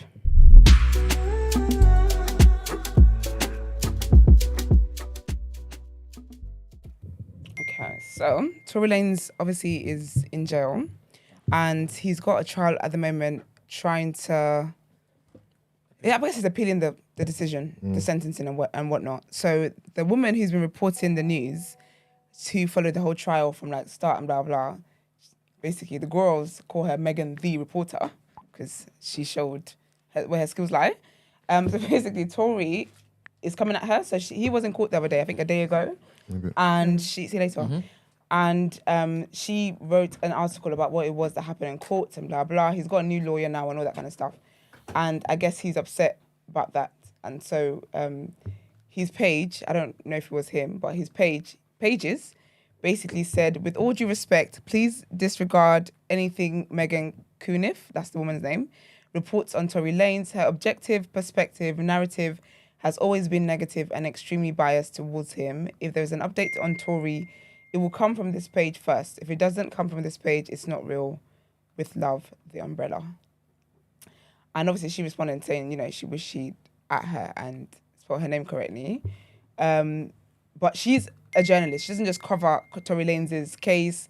It's not just because this was a like popular case. It's what she does. So yeah, but it hasn't gone in his favour.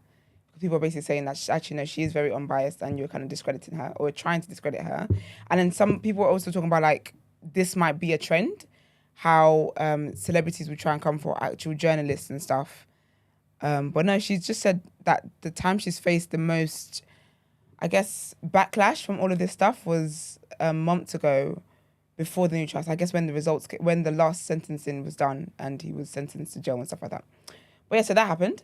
And then also with the Kardashians, I think this is so positive. That's how important it. So in the latest episode, I believe, Dream, who is Rob and Blac Chyna's daughter, had a birthday party. And Scott and Khloe were having a conversation about how Khloe is such like a mother figure to people, but also her closeness to Dream.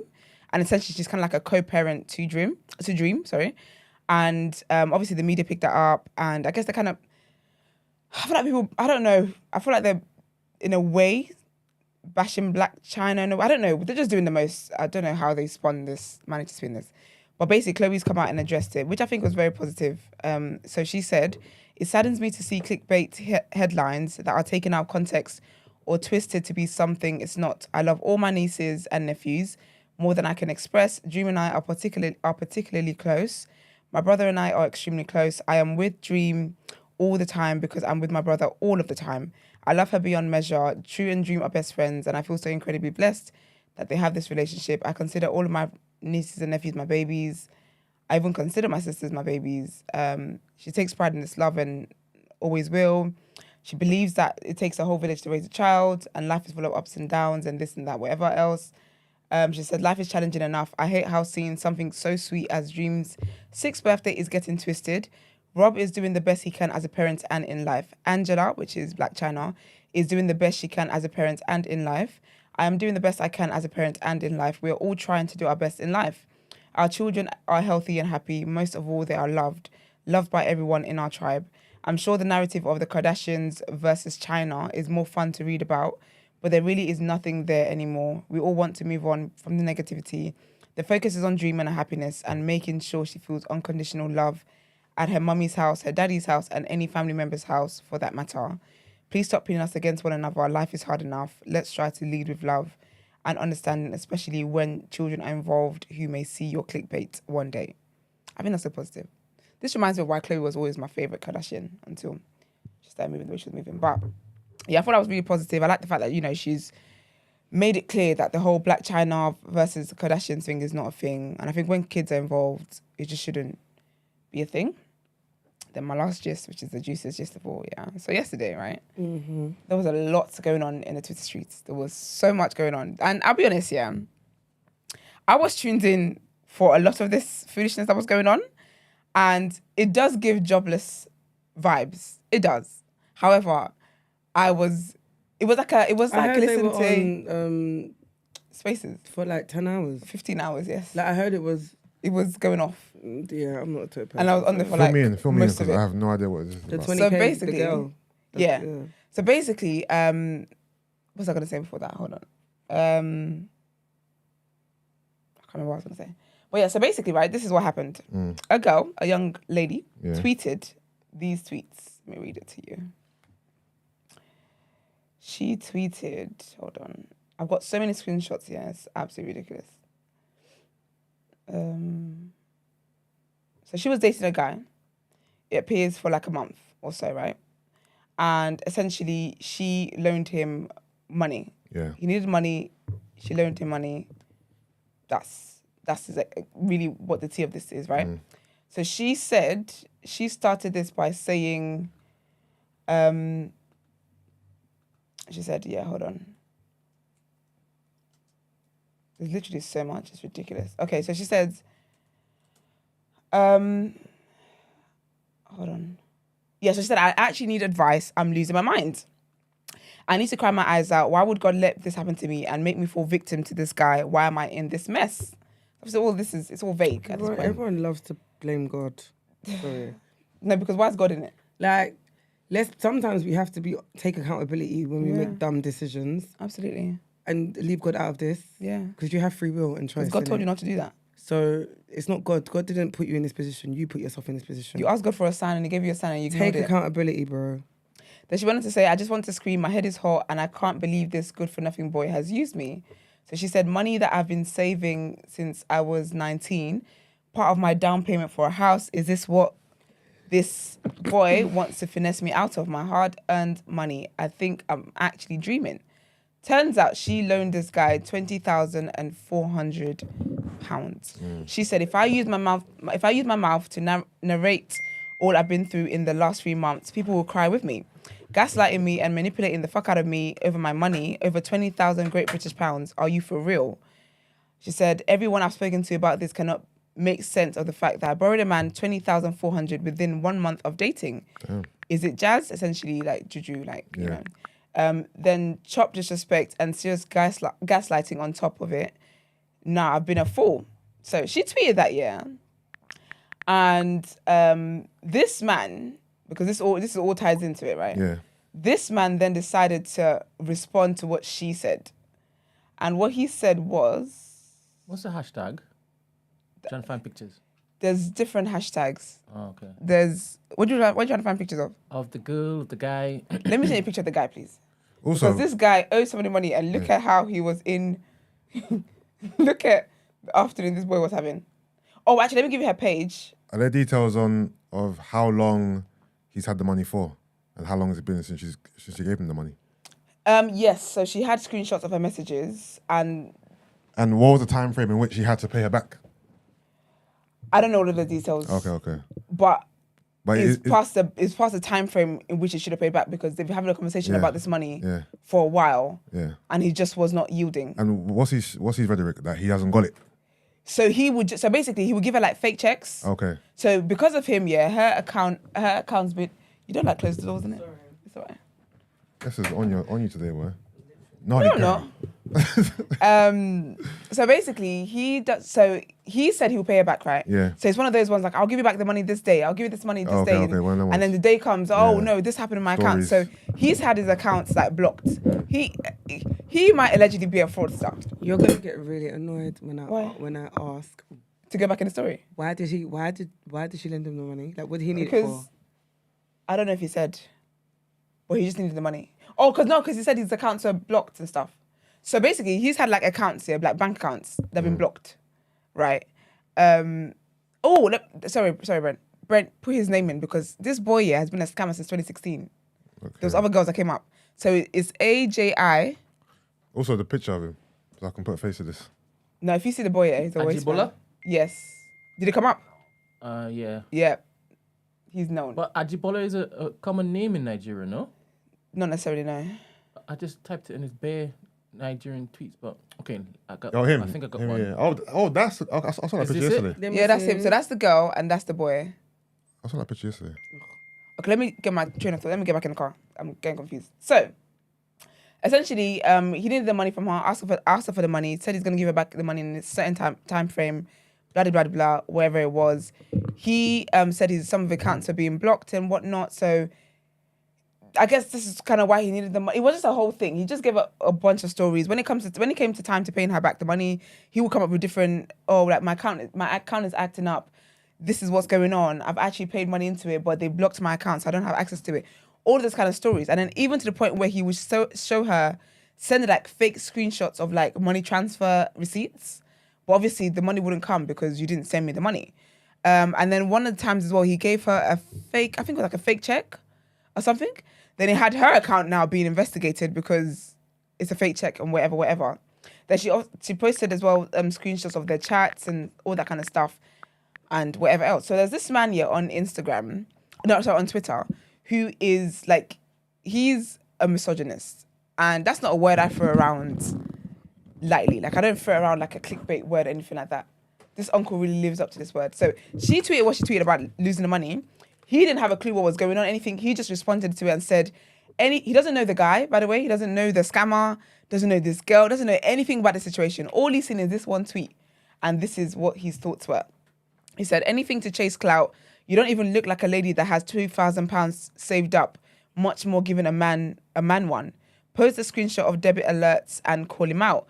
You have his contact involved the police, the British police. Stop chasing clout here. So this same man who said that decided to start a Twitter space. This is where Twitter space started. He started a Twitter space essentially to bash this girl, even though he didn't know anything. He didn't know her, didn't know the guy, whatever it was. But obviously the Twitter space started growing because this tweet started going viral. So then people that joined the Twitter space. Now, Uncle is changing the tune of his words. He's now changing from cussing the girl out, calling her a clout chaser, saying this is what girls do, blah, blah, blah, blah, blah, blah, blah, whatever. Because now there's more people who are coming out as well. There's a girl who came out as well and said, actually, yeah, he's owed me money. Apparently as well, there's actually a Nigerian news article on this boy because he's been arrested in Nigeria as well. He scammed he was fired from his workplace because he scammed his colleagues, said he was going to buy them PS4, took the money, didn't deliver on that. So this is what he does. Like someone was even saying that apparently like, even his mum is fed up with him because one time someone called his mum and said, oh, this was going on. Mum said, take him to the police, like get him arrested because I'm tired kind of thing. What was this whole thing about Stratford and the money in the briefcase? Getting there. Okay. So basically the Twitter space now started. At this point, our uncle's changed his tune because obviously there's bare people in here now and people are not sympathizing with the scammer as the uncle was. Cool. People are now like, no, but you owe her money, give her money back. And essentially it's a Nigerian community. And I'm very proud to be Nigerian on this lovely day. I'm even more proud because a Twitter space I'm going to get to this point, but let me just give you a little teaser. A Twitter space was going on for like 13 hours, yeah? Olua Blanco entered the chat. She entered the chat. Who's that? She's a UK, she's like a UK babe. Like a comedian kind of. She's like a comedian, yeah. She's like a personality, a media personality. Okay. She entered the chat. Please understand what I'm saying to you. A Twitter space full of Nigerian men, and women, but it was mainly the men that was leading the chat. Yeah, they were having conversations. Are you? I ain't scared of nobody but Man. God. They were having conversations about this whole money thing and banging, just carrying on and repeating the same thing, trying to find a solution. Come to Stratford, don't come to Stratford, come to Nottingham, don't come to Nottingham. It's a whole thing. I'll get to that. I'll explain that in a bit. Olua Blanco entered the chat, and in less than 2 hours, 11,500 was in front of this girl. Can we just appreciate a got her Nigerian money. black queen? This is She her? got her. What you don't want it with Blanco? You don't want it with Blanco. You don't want it with her. You don't want it Blanco. What you don't want it with Blanco. No, exactly. Because you see the uncle Even that the tweeted, mate. You see the want it uncle with that Blanco. tweeted what he tweeted about. She the girl doesn't like she can even have 2 pounds. Blanco entered the Twitter space, told him about himself. He apologized to the girl. He apologized to the girl. So, anyways, now so basically this is what happened, right? The boy. This is why I said I'm very pro shame. I hope Saleh is locked in today. I'm very pro shame because shame is why this girl ended up getting her money back. I'm gonna check if the confirmation she's confirmed that the money's in account now, whatever. But basically, this is what it is, that the guy he's a scammer, he does fraud, he does whatever. He's saying to the girl, yeah, that he was like to the guy who's running the space, he's like, I've got £9,000. Oh, did the guy come in the chat, yeah? Yeah, the That guy actually was in the come chat, the girl was in the chat, it was a whole thing, everybody was in the chat. Oh, wow, okay. They were all, it was a whole like judge and jury. Okay. Like we actually solved a crime as Nigerians. That don't happen. It was giving NCIS vibe. So basically the guy said, yeah, so obviously after being shamed and being insulted, he decided, you know what, actually, I've got £9,000 I can actually give her. Even though he's been airing the girl, he's been saying all this stuff. Yeah. Is he from here? Yes, but I think he might be bi-coastal Yeah. because his He scams don't- are in Nigeria Yeah, too. he don't sound like it. And I've just. He's checked got some an of his stuff. accent, He's right? got. I don't know. He's got an accent. I never heard. He's got what? Is he got an accent? Is he from Nigeria? Or like? Yeah, he's Nigerian. All parties in this are Nigerian. I think he's to Back and and from. forth. Because Yeah. some of his scams I saw online were happening in in Nigeria. Oh, okay, cool. When he got fired and he scammed his colleagues, that was in Nigeria. Yeah. Okay, no, the only reason why I asked is because she got her, like, I was even, obviously she gave, anyway, never mind. So she lives here, he lives here. She gave him the money in pounds, 20,400 pounds transfer, right? So the money she wants back is the money that she gave him in pounds, essentially. Yeah. So he's then like, do you know what? Actually, all of this is getting like he's moving as though like she's slandering his name, and he's like, okay, do you know what? I've got £9,000. I'll give it back to her, whatever. But here's where the problem is. He wants to give her the money in cash. No. And she's like, I didn't give you the money in cash. Yeah. I don't trust you to take cash from you. Yeah. The money could be fake. Like, I want a bank transfer Transfer. the To a way bank. I gave it to you. Yeah. But he can't go to bank, can he, though? Because we don't know how he got the money. I personally think we're going to have a part 3. Because this guy's been chasing this guy for money for months, yeah? All of a sudden, overnight, he's got £11,500 he can give her. Yeah. Today, he's going to give her the remainder, right? Yeah. Today, not even Monday. Because originally, Monday was the deadline date. Yeah. With the uncle that was the misogynistic uncle. Monday was the deadline. Yeah. But because of the pressure and the heat, people cussing him or whatever, he said, I can give you 9,000 here, right? Yeah. So did he send that money to her account? Wait for it. So it's a long-winded story where it Okay, all ties sorry, in. sorry. So he then says, I've got £9,000, whatever, but he's like, I've got cash. The girl's like, I'm not taking cash from you. Now people are like, yeah, but if he owes you money, you just take whatever. No, she's like, no, I'm not taking whatever because I gave him, I transferred it, transferred back to me, and I don't know where you got this cash from. Yeah. I'm not about to start investigating. Already my account is been flagged up because of him, kind of thing. Cool, whatever. So this is where the whole Stratford thing comes in now. Okay. He's now talking big and bad. He's like, I've got 9,000. He's like, do you know what, actually? £10,000. He was like, I was going to spend £1,000 over the weekend. I'll give her £10,000. Yeah. I've got it on me right now. And she should meet me in Stratford. He's like, I'm 10 minutes away from Stratford. Yeah. Let's go to Stratford. Yeah. And people are like, but this is where I knew that there's a cultural difference because nobody who's really from here is carrying such a large amount in in Stratford. Yeah. And then you're going to On say the it Twitter online. And announce spaces. it. You're going to announce Twitter it. spaces with 7,000 people and you want to do a cash exchange Bro. in Stratford. BFFR. Then people are like, no. Because obviously some people are in there with sense and they're like, no, like, because he was like, oh, she's coming to meet me. And people were like, it's not safe for her to meet you. Yeah. We're not going to have this young girl go and meet this guy who's been gaslighting her and doing all these things to her to take money from him. No, furthermore, she doesn't want cash anyway. So what are we doing here? So he's like, okay, this, that, and the other, whatever. So then this is the uncle that was leading the misogynistic uncle. He lives in Nottingham. So he basically said someone's got in touch with him, and the person said that they can now do transfers. This is where it all gets messy now. Because at this point, yeah, I feel like he wanted to give her cash because the cash wasn't clean. So he wanted to, by giving her cash, she puts in her account, it's cleaned up now. So now they're trying to find a way, and it's funny because they weren't clocking this, but essentially, they're trying to find someone who can do a money transfer for them, but use up basically cleaning cash. Do you know what I mean? And this is what the girl's trying to avoid in the first place. So now the uncle in Nottingham is like, oh, someone's contacted him in his DM saying that she can send £5,000 to the girl. And obviously they can't send a lump sum as well because her account will be flagged up again, whatever. So she's got £5,000 she can send, whatever. And then the uncle, she will take the cash kind of thing. They'll do it that way, whatever. Then the guy's like, so that's in Nottingham, right? So from Stratford, he ends up going to Peckham because there's money changers apparently and business people in Peckham. The uncle was like, oh, for people that don't know, Peckham is like Oshodi. Oh, it is. Oshodi is like, I would say ghetto in Nigeria. So essentially, he's basically saying that it's like you know that business area where there's like different businesses and it's just a busy strip. There's a strip in Peckham. It's called Little Lagos. I mean, that's serious. You take a right. It's near the cinema where the cinema used to be. It's called Little Lagos. It's the actual thing. This is what the uncle was saying. He said basically Peckham is like Oshodi. So he said we can make this happen today. He said if Peckham doesn't work, then we'll do what's it called? Who can come to Nottingham? That's about 3 hours away. Obviously at this point people were like, yeah, but it's 3 p.m. now. I even fell asleep.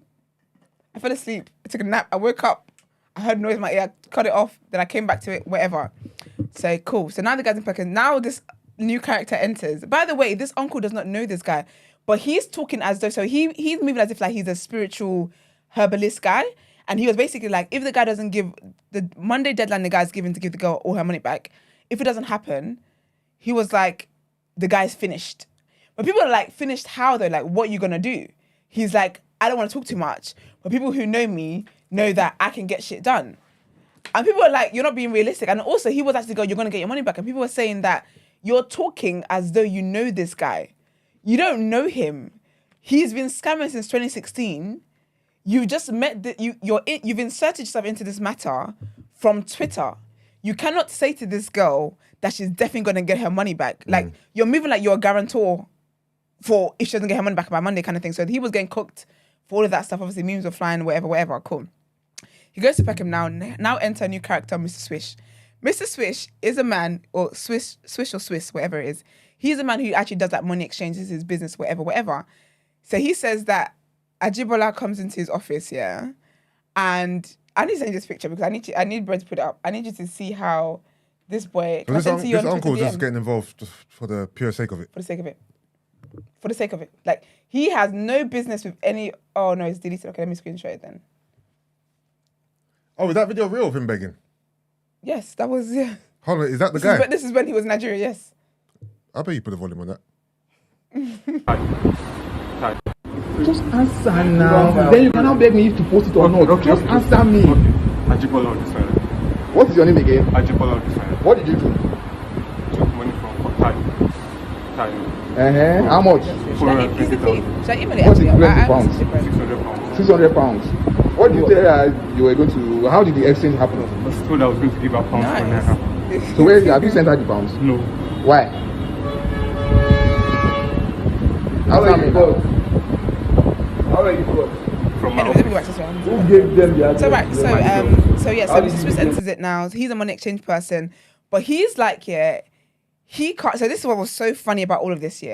He's saying he's like, I've got the cash in front of me. People are like, but is the notes real? He said, from what I can tell, the notes are real.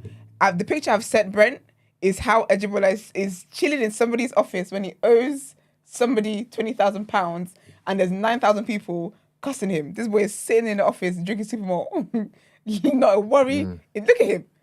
Not a worry in sight. He's just chilling there, right? So Mr. Smith puts this up saying he's here with me. Now he's in the thing. So, but he was like how he's been listening to the live all day, not clocking is someone. This is who he is. Yeah. This is the person. So he's like he came in all hot and bothered, whatever. So I guess he gave him the malt to chill down, and Nigerian state to step down a little bit, kind of whatever. But he was like how he said he called the girl and was like, the money's here. I can meet you and give the money. The girls like, you are not hearing this. I don't want said what I cash. said.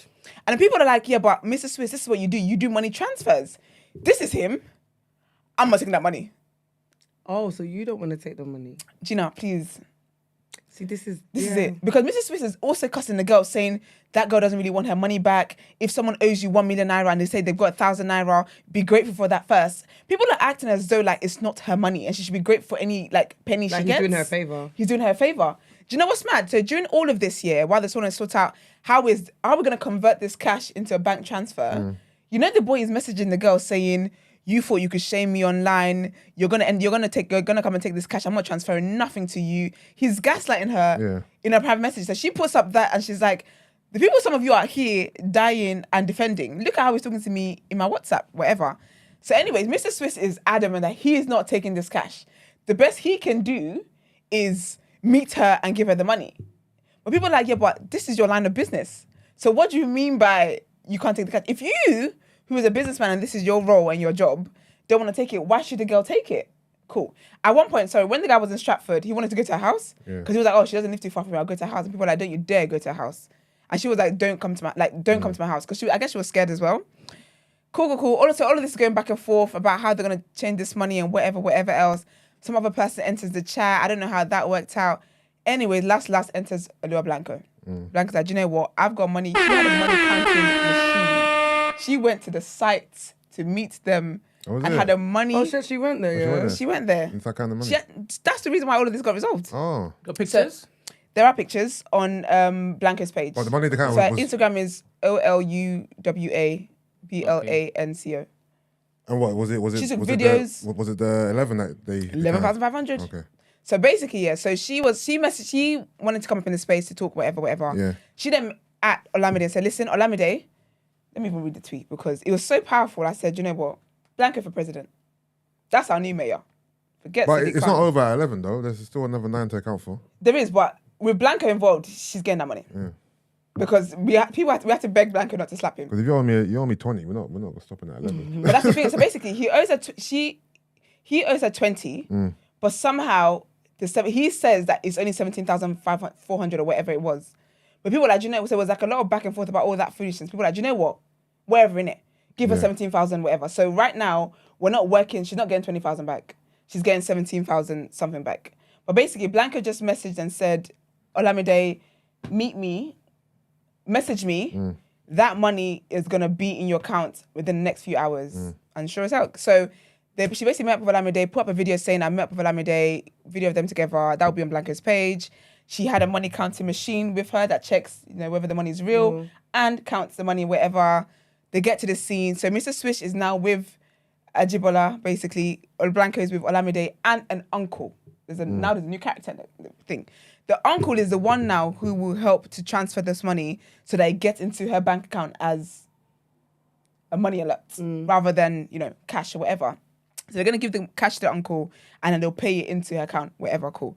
So anyways, they meet up with the guy now and Olamide is scared. You can hear, we had, when I tell you, it was a live, that's the uncle, that's the misogynistic uncle. It was a live thing. We were all quiet while we're hearing the machine counting the money. It was the funniest thing. So they get there, whatever. Olamide is obviously scared. Blanca's like, don't worry, we're fine. Me and uncle were here, whatever. They go meet Ajibola now. Blanca's like to Ajibola, you know what? I should rush you. In an ideal world, I should rush you. But where's the money? Cool. They get the money. She's letting us know, guys, I've taken the money now. I'm going to go in the house. I'm going to plug the machine in. I'm going to count it, whatever. That's the video of her counting all the money. She said to Ajibola, she said, if I count this money and there's even as little as £20 missing, you're finished. So they had to wait outside while they counted the money or whatever. The money's already there. Cool. So basically they were like, hey, guys, now we've got the money. Ajibola leaves. So what it is now, so Swish was like, I'm no longer involved in this because you need to understand everybody in this situation, they're all strangers. Yeah. Not one of them knows Olamide. And no, one of them knows a scammer. So Swish was like, yo, I love this Blanco woman, man. She's cold still. I'm just seeing her. She's just rolled she's up. lit. Yeah. She's like, that's it. Let me just do this. She's made it happen. So after she counted the money and it was 11,500. She said, okay, guys, we're going outside, but I just want to slap him one time. She said, "Listen, one slap." And they were like, and then people were like, it was so funny. People were like, no, Blanca, please don't slap him. They're like, what if you slap him now and then he runs with the rest of the money? She's like, they're like, okay, when everything is finished, you can do whatever you want to do, but please don't slap him. Like, then literally, it was the whole thing. And I think he was trying to like come near, and she was like, don't come near to me because the temptation to rush you is real. So please stay away from me, kind of thing. So anyways, counts the money, whatever, the money's there now, cool. So now it's about how is the money going to get, because now it's still cash. Yeah. How is it going to get in this girl's account? They were like, we're going to go and pay it in. So I think what they did was, Barclays have like a, what's it called? You know, the deposit banks. Yeah, whatever. outside, yeah. The girl was meant, let me check her Twitter. She was meant to confirm this morning that the money is in the account at 9 a.m. Which is when I guess the banks let her know. But that's what they did. But they couldn't do it all at once because obviously it will flag up again. So she paid 5,000 into her account, and then the uncle paid 6,500 into his account, and then he would then transfer it over. And people were like, plot twist, when the uncle runs That's what I'm away. thinking. What if the uncle runs off? Do you know what's mad? So basically, after they get the money, whatever, and now they're like, okay, we're going to go and pay it in, yeah? Please understand, Olamide is saying to Ajibola, by the way, take my card off your Apple Pay because you used it last night and I saw my bank statement this morning. How did he get a card on Apple Pay? Okay, Yusuf, you're asking the right questions. And why have you not cancelled that before? And what did he say to her initially to get this 20K? No, but he's a swindler though. Because another girl was talking about how basically he had like 400,000 naira of her, something like that. And he was ducking and diving. Like she had to do end up calling his mum. And then his mum was just like, it's above me. She ends up going on like, what's it called? LinkedIn, finding his old colleagues. That's when she got the tea about how he was fired because he scammed his colleagues as well. Like the guy's just a scammer, really and truly. There's no update about whether the money's in account, but I pray to God the money's in account. And essentially he said he's going to give her the money today. Going to give her the balance of the 6,000... get 6,500 or whatever the balance is today. It was honestly a mess. But I will say though, like, this is why I think shame is really good, because shame is what helped this girl get her money back. It could have just been another trending topic where this is it, like, and that's just it. Also, I think it was interesting because essentially what people were saying was that they're taking this personally because of the PR Nigerians have across the world. And people were basically acting like Met Police and whatever. So I wouldn't be surprised if there's going to be articles about this. There probably will be, because it was like over 10,000 people in the spaces and stuff. Do you know what I mean? And basically the people who took this, because I think it was good as well, because it was like Nigerian men, they were like, first of all, we need to protect our women. We need to protect like our name as a community and whatever. And they were like, this girl needs to get her money back because as a man, it's disgraceful of you for you to be scamming women all over the place. That's what he scams women. And they're like, it's disgraceful anyway. But it did give a very strong sense of community because they were like, we're not getting off. Some guy was like, Olamide, don't worry, we're your Twitter aunties and nephews and uncles. That's cute. We're not. It was really cute. I can't lie. Like as funny as everything was, and them cussing each other and calling this person a goat and this stupid cockroach. It was a lot of insults flying about the place. But I feel like the main thing for people was that they want this girl to get her money back because what's been done is not right. And this guy's a scammer and we cannot enable such behavior. And they were talking about the PR that Nigerians have in different societies. And they were like, we cannot come into this society. And now this is why they were begging Blanco not to slap him. Because they were like, if this turns to a fight, someone's going to call the police. First of all, she's not going to get any of the money because the money's going to now be evidence and that's the end of that. But then also, it just adds to that narrative and the stereotype that's already out there about Nigerians. And I was very proud because they actually did succeed. Like, the space ended because they were like, okay, yeah, everything is done now. In the morning, we'll know whether the money is in account or whatever. She's got the receipts and whatnot. She said she's going to go into the bank and explain she needs to explain and whatever. And I really felt like a very strong sense of community. And I thought it was beautiful. No, it was. Just more of this in like other areas of it. It was honestly, just the banter alone was absolutely funny. People were insulting the guy and some guy was like, Jibola or Bolaji, whatever your name is, they've all got the same vowels and letters. So Richard was right. We don't need the police. It was so funny. Second? There you go. Richard was right. We don't need the police. Well, Police ourselves. they insulted themselves. What time did it start, the space? Right, 11 a.m, Yusuf. Oh, it went from the morning. From the morning. Okay. It was 13 hours. That's serious business. Because I was working, it was basically like listening to a Nollywood podcast. Okay. Because I just had it in the background. I was working, I do whatever. I took a nap. It was still going. I woke up, I went to the gym. Obviously, ended it. I went to did my class, stretched, all that stuff. I came back, I said, she hasn't got the money yet. I said, okay, that's fine. And it just went on into the night, and then, yeah, she got her money. But I really rate Blanco. I rate Blanco. There's a guy who's the hashtag, his hashtag was Omolomo. That's what they call him, basically. He was the one as well he was in a previous misogynistic guy's platform. That uncle was getting stretched because he was getting cooked left, right, and center. His daughter was crying the whole time. His kid was just hungry and crying the whole day. Do you know, the whole time? And it's funny because basically his spaces went off at 5 p.m. People were like, that's funny. It goes at 5 p.m. when the bank's closed. That's interesting. And like, the Omalama guy was part of that one because uncle was stressed and he basically asked him to take over. But then that uncle is very like, he gives that dictator vibes.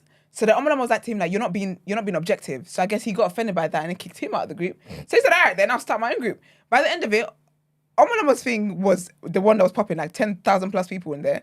The uncle had like, 300 people at this point? Because everyone had left. And it was sad because essentially, him starting that space to cuss the girl, yeah, he started it on the wrong intentions. He did apologize to the girl in the space to her and also like tweets as well. But he started the space and then it turned into, okay, let's get this girl her money. But it was sad because of his bad attitude, someone else ended up completing the business. Do you get what I mean? So it's like, you don't even get credit for it because all everyone remembers of you is how you are being rude to people. And when people were like speaking and saying you're not being fair, you're sticking up for a scammer, he would mute them and just put them back in the audience kind of thing. It was a whole mess, man. It was absolutely funny. It was Nollywood in real time. But I'm just glad that I really hope I reckon she would have got her money back. And hopefully she would have got it. Blanca basically put out a tweet and she said how people keep messaging her saying, can she help them? Yeah. Can she help them get their money back? People owe them back. And she was like, guys, I don't know how to help you. Debt collection agency, isn't it? Debt collection. She was like, I don't know how to help you. But people like the interior girl. Do you remember the interior girl? The one that paid an interior designer £30,000 and nothing got designed. Did I report? I think I reported on it. Yeah, it's a UK girl. And the interior designers, she's like, people know her as an interior designer. And she's like on Instagram flying out all the time and whatever else. No. Someone paid her £30,000 to do interior work. She didn't do nothing and she's not paying them back. So someone was like, oh, Blanco, that's the next case to get on. But big up Blanco, man, because she really did not have to do anything. And obviously people basically said because Swish went with Ajibola basically to drop the money. And they're like, okay, you're going to go with him tomorrow? He said, no. He said, I'm not involved. He said, no, because he said, the insult I'm collecting is too much. It's not. But my thing is, and then he kind of went on to say that Olamide, the girl, needs to apologize to him because she was rude to him on the phone. But I don't think she does because you were rude to her. You were tweeting reckless about her. You called her and you were saying she needs to come and get cash and you don't really want the money then. And of course you got rude and you think I'm going to apologize to you. No, I'm not doing that. But Blanco did say she's going to help her today. Link up with the guy to get the money back. So hopefully he does deliver. But someone said though, how is this boy getting the money? He's a scammer. We know he's a scammer. So essentially someone else is going to come out now, maybe by Monday, saying that they've been robbed of £17,000 because that's £17,000. He's robbed Peter to pay Paul. Yeah. Essentially. But it was a whole mess. It was a whole mess. So if you were very confused by everything that was going on, that's essentially the tea. It was very long-winded and very entertaining. Nigerians are absolutely Nigerians are so funny, like ridiculously funny, like and just in the way they speak, in the way they say things, in the way they respond to things. Yeah, man, I'm a proud Nigerian girl. Big up Blanco for president, and I hope the girl gets her money back. But that is it, man. That gave me a headache. I feel dizzy. What's next? Rotation? Yeah. Let's get into it.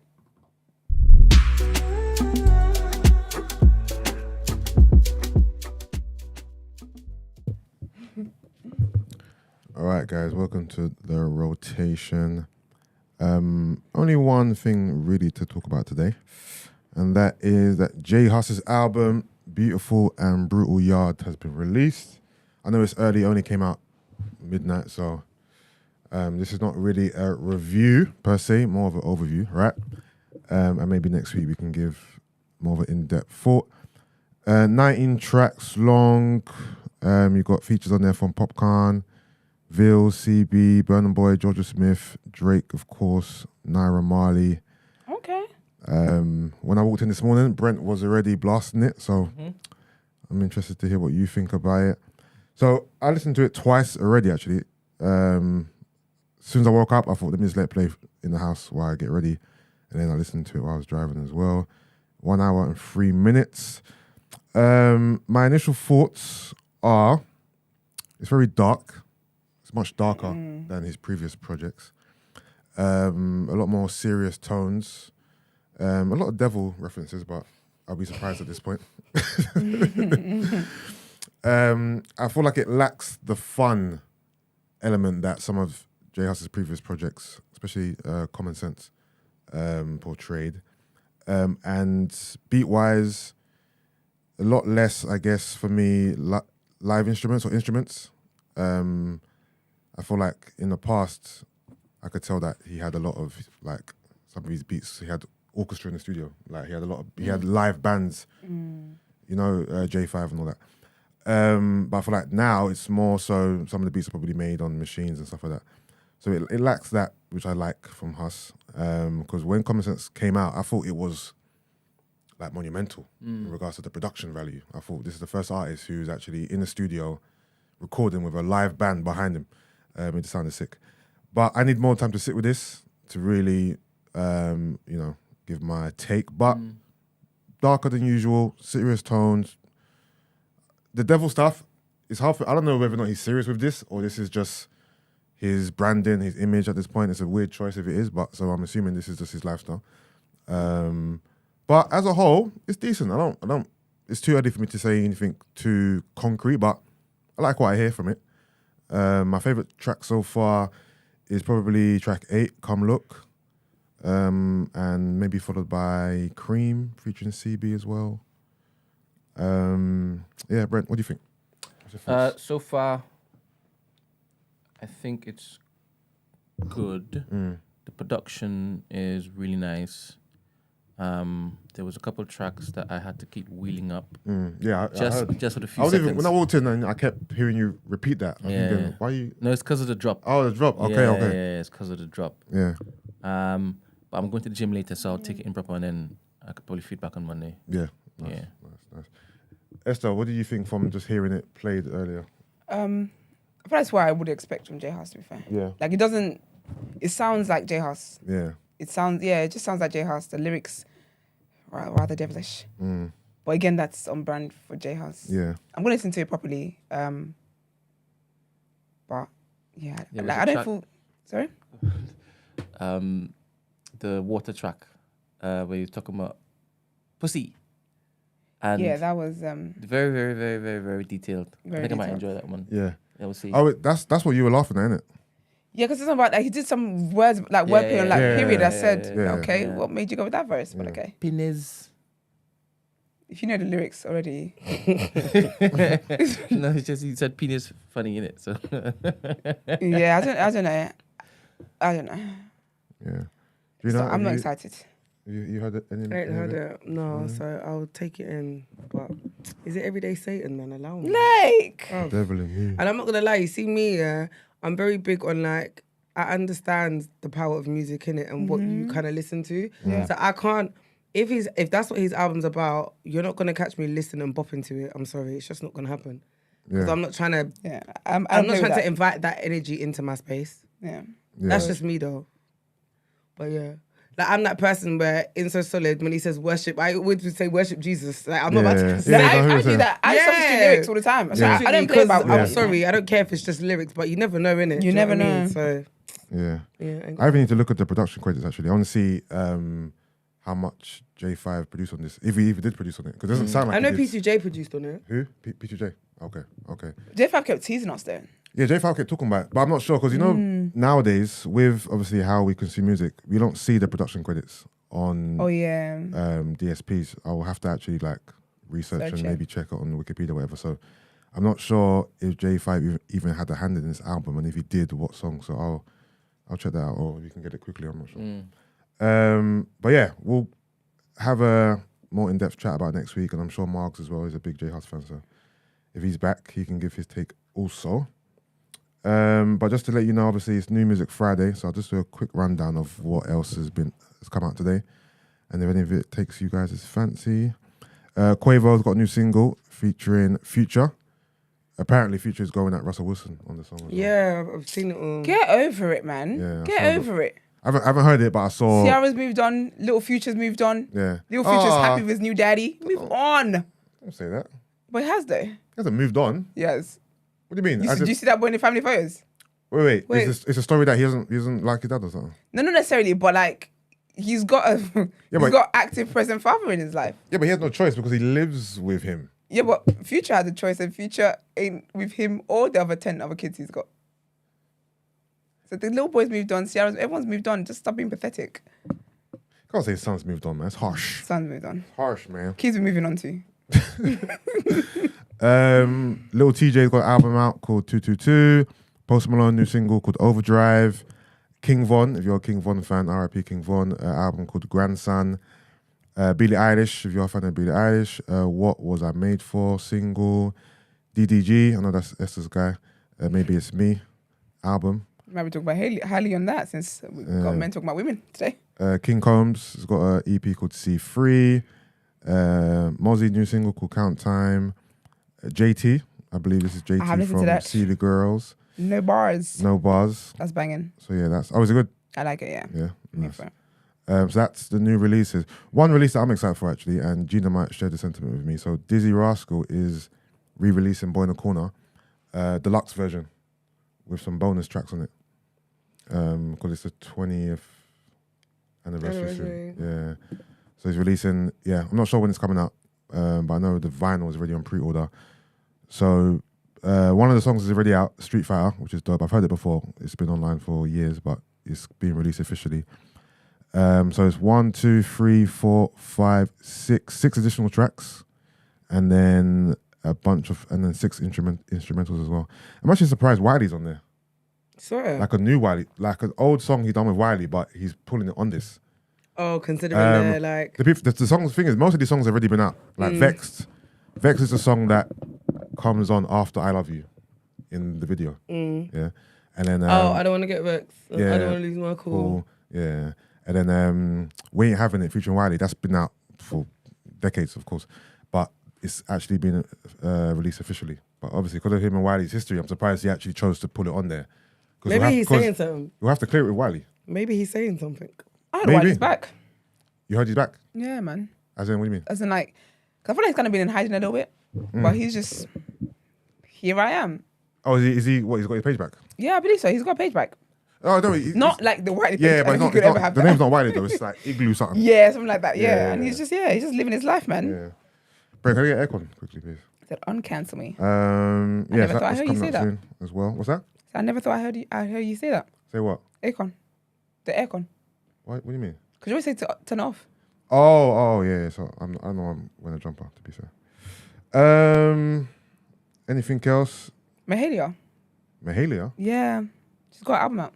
Who's Mahalia again? What is the song? I'm trying to think of a song you know. I Wish I Missed My Ex. Oh, okay. Every time the weekend calls. Okay, something. I feel like you would have heard it. When you see her, you would recognize her. Okay, cool. Yeah. And what? She got an album? Yeah, R&B Girls. Yeah. Yeah. It's called R&B Girls? No, it's not. Oh. I mean, R&B Girls are back. Oh. It's called IRL. So I guess in real life, I think. Let me quickly do a quick search. Mahalia. Yeah. But she had a song with LMA as well. Okay, 13 tracks. She's got JoJo's on there. Yeah. Okay. Stormzy, Koji Radical. Yeah. Joyce Rice, Destin Conrad. Okay. You know what? I'm gonna check it out. Let me just hit download. Give myself good vibes. I like her. Give me something new to listen to. Taking a new artist. And then, did anyone go wireless or watch any of the footage? It looked dry, in my opinion. You think so? Yeah, I feel like, I don't know. Do you know why I say that? Because I feel like usually I know when wireless is happening. I had no idea until that's my point. The day after. But that's my point. Yeah. Usually when wireless is happening, it's all over socials. We're always seeing it, so you're very aware of what's happening. Yeah. I had no idea. All I saw was like the girls were in town. Yeah, like everyone was in Big town. Latto, Loda Brooke. Yeah. Check out Remy's video, Lola Brooke. It's the cutest thing. I love it so much. I'm so obsessed with that video. But that's all I saw. I just saw that there was a lot of girls in town, but I didn't even clock they were in town because of wireless. Yeah. But considering how much Americans were in town, I felt like it was quiet though. Like even just UK media coverage of wireless, even like interviews and stuff like that. And It's just not it. I feel like any artist done their rounds and done press or done anything outside of just doing wireless stuff. Yeah, because basically what they did was the artists just did. I think this year it was with. Was it BBC One Extra? I can't remember. But what they did was the press ones they did was with the radio station that wireless is sponsored by. Yeah. Essentially, so we didn't really see them. Yeah, I think I saw Lotto and Lola Brooke done Kick Game. Okay. But outside of that, I haven't seen any other stuff.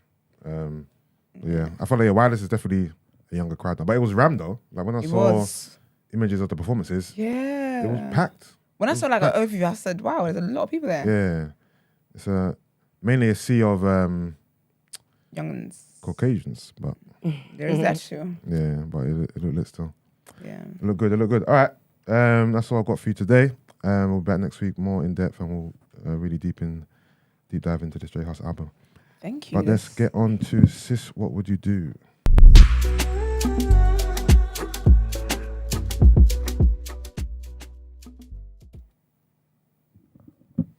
Hi Esther and Gina, I'm seeking some advice and insights regarding a dilemma I've been struggling with lately.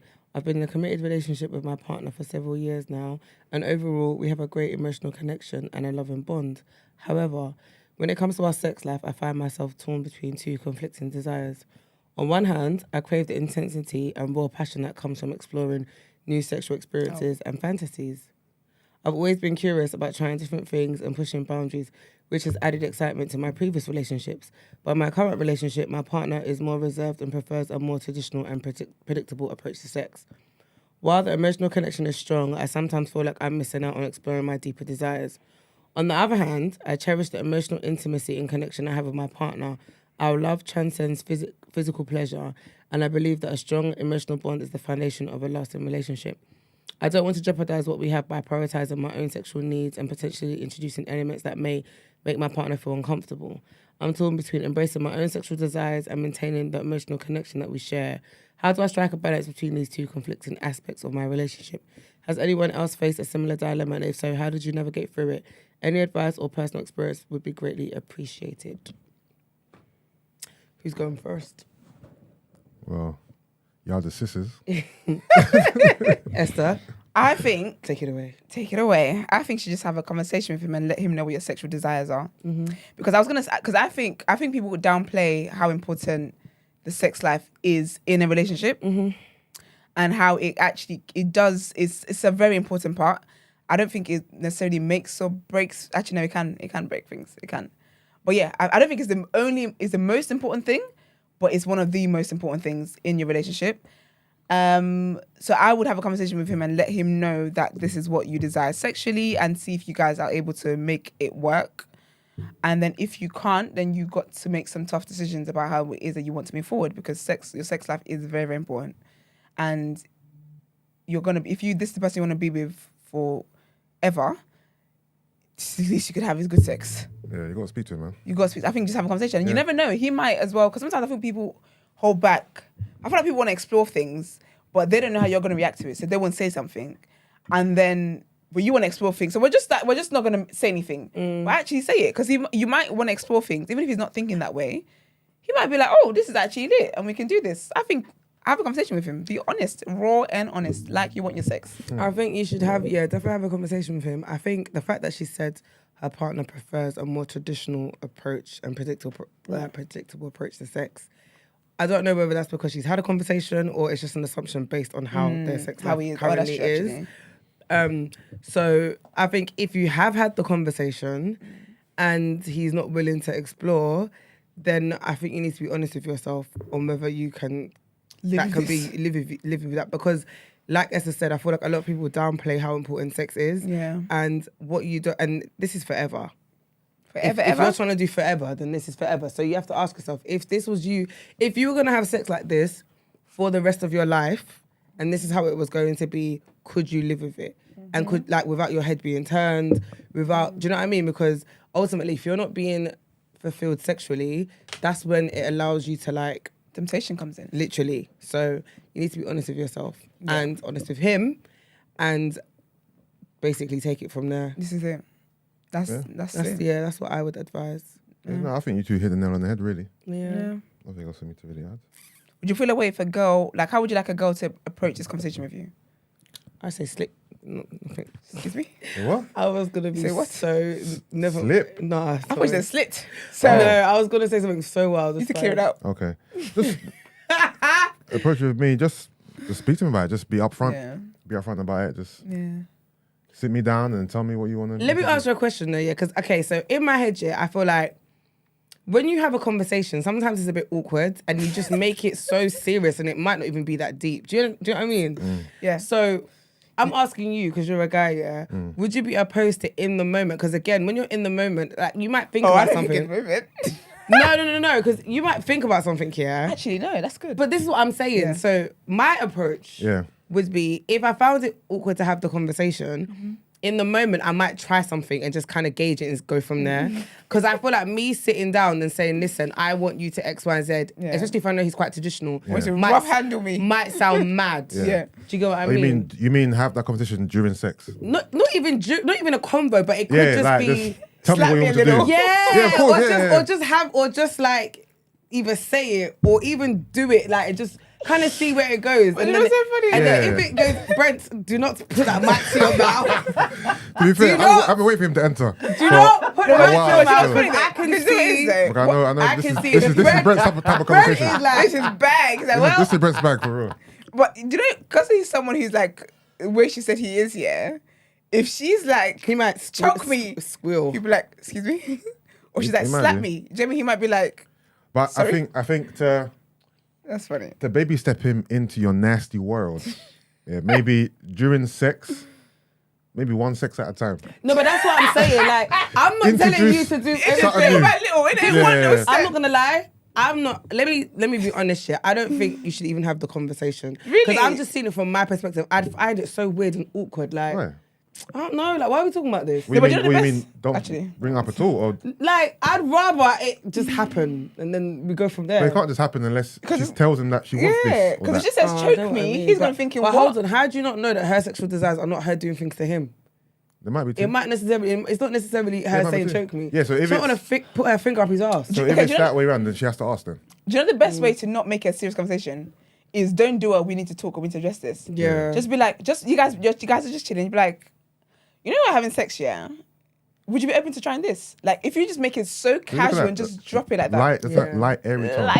light and airy. Yeah, or find something on social media that talks about it, and then you can be like, "Oh, I saw this," and Nah, because you know, use it as a Brent, conversation can you enter, starter. please? I'm Okay, waiting. Do you get what I mean? Like, Yeah. imagine you see people Would like, you want to try that? yeah, yeah. Brent, enter, please, Nah, man. nah, nah, nah. Go on, Brent. No, Brent, no, enter, no, enter, no, enter. no, Do it. no. do it. No. Why? Do it. you're Do it. asking me now, Do innit? it. Oh. All right, let's talk about it longer then. Maybe he'll just, the No, spirit will I lead. definitely won't. To yourself. Especially You're, what else I want to say, definitely won't. you're What lost. are you going to say? No, it's with Gina, but never mind. Oh. Do you know what? I just knew he was going to rattle my cage. Because do you know what I saw? All I Imagine saw, you actually stopped yourself. all I saw was... You actually stopped yourself. What were you gonna say? What were you were you going to say? Nothing. Oh, you're gonna It's say like- just slip it in. No. Oh, Gosh, that's a crime. What were you gonna Exactly. That's a crime. Nah, it's all right, man. Alright. The same way you don't want to talk, the same way I'm not going to talk. It's all right. is it a crime if it's your partner? Yeah. Yeah, it is. So doing something new to your partner is a crime. Not do something. Slip it in. You said. No, I'm talking. No, I'm talking about. I thought talking about fingers. I thought she was referring to. Oh, I was Yeah. referring Yeah, it to was, fingers. yeah, yeah. It No, was because if I know fingers. my partner isn't into stuff like that, it's not a crime, but it's a violation. Yeah, no, it's a violation. But I And don't it's think a no, it is. Cause, oh my gosh, I remember listening to a dilemma one time. It's actually quite disgusting. I don't think I want to relive that Yeah. dilemma. But no, yeah, it can border into that because basically the guy wanted to have anal sex and she was like no. Okay. And so when she was sleeping, he would try and slip it in. Yeah, no, that's a whole crime. What you just described. I'm talking about what? during sex. Yeah. Why'd I do that? Look, I'm referring to what you were talking about. Yeah. During sex, if your girl tries you, to Brent. put her finger Yeah. into you, like she's She asked. like she's suggesting. No, she didn't ask. Is that considered a crime? It is not considered a crime, but it's a violation. Especially if I know that you don't like. It's a violation play. because of what area it is, and that area is Sensitive to them. sensitive, and Yeah. it's really taboo. But if it was Not something, taboo. if it was something else, like just say your girl slapped you, for example, Yeah. would that be considered as bad? It wouldn't, right? Some guys will say that's a violation there. As in slapped you in the bum. No, in the face. Oh, that's a violation for sure. Oh, you mean during sex? Yeah, Right? yeah, yeah. If a girl puts a thing in my bum while having sex, I'm reporting it to the police. Somebody call the police. No, I'm laughing because your face looks so Nah. angry. I wish you You know, could see his face. I think the violation, it depends on what's been done, of course. There's levels. Yeah. In it. But I'm just trying to ascertain the crime aspect. It's not really, I mean, it's not something that. Because it's just. It's I feel consent like though, it's isn't it? But it's a thin line. The line is so thin. Yeah, man. 'Cause I think especially if you know your partner's, like, say for this dilemma, for example, the guy's conservative, like traditional in the sex. That is a deep end. Really, like literally, Yeah. to a finger in a booty. Why do you laugh? When? Just Oh, now. the thingy. No, because Greek said I wouldn't even snitch to the police. I'll snitch to her mum and tell her, look what you gave birth to. Sorry, that made me laugh. Look what your daughter's doing. Give birth Yeah, but to I an think having conversations about sex and stuff is important, man. My thing is, if you can see me naked, baby, we can talk about anything. I'm like, because I'm at my most vulnerable. Like I'm bearing it all to you. No, it's true. We can talk about this. And I think sometimes people get nervous because you feel like you might hurt the person's feelings and stuff. But if you really like each other and you care about pleasing each other, that shouldn't be a thing. Do you know what I mean? Yeah. Like your feelings shouldn't get hurt because I'm saying actually I want you to do this, or can I do this to you and stuff like that. I think sex should be one of the easiest convos to have. Yeah, you would My think opinion. so, but it's not. Yeah. Some people are having sex that mediocre sex they're not happy with. Gotta speak up. Damn it, man. Okay, I well, had to go to the toilet. Sorry. That'll do it. that'll do it. That'll do it. Good luck, girl. I hope things work out for you. Yeah. If you've got dilemmas and you would like to send them in, the number is 07564841073. And if you want to email, the email address is tdasubmissions@thenewblack.com. Let's get into our last headlines for today. Just before we go, it's a perfect time to celebrate Chijoke and Jinan Gist's Their birthday? No, their sons or daughters. The kids. They got their SATs results and it was fantastic. Oh, lovely. Love that. Look at that. Look at Nigerian brains. Chijoke and Jin and Just kids passed their SATs. Oh, nice.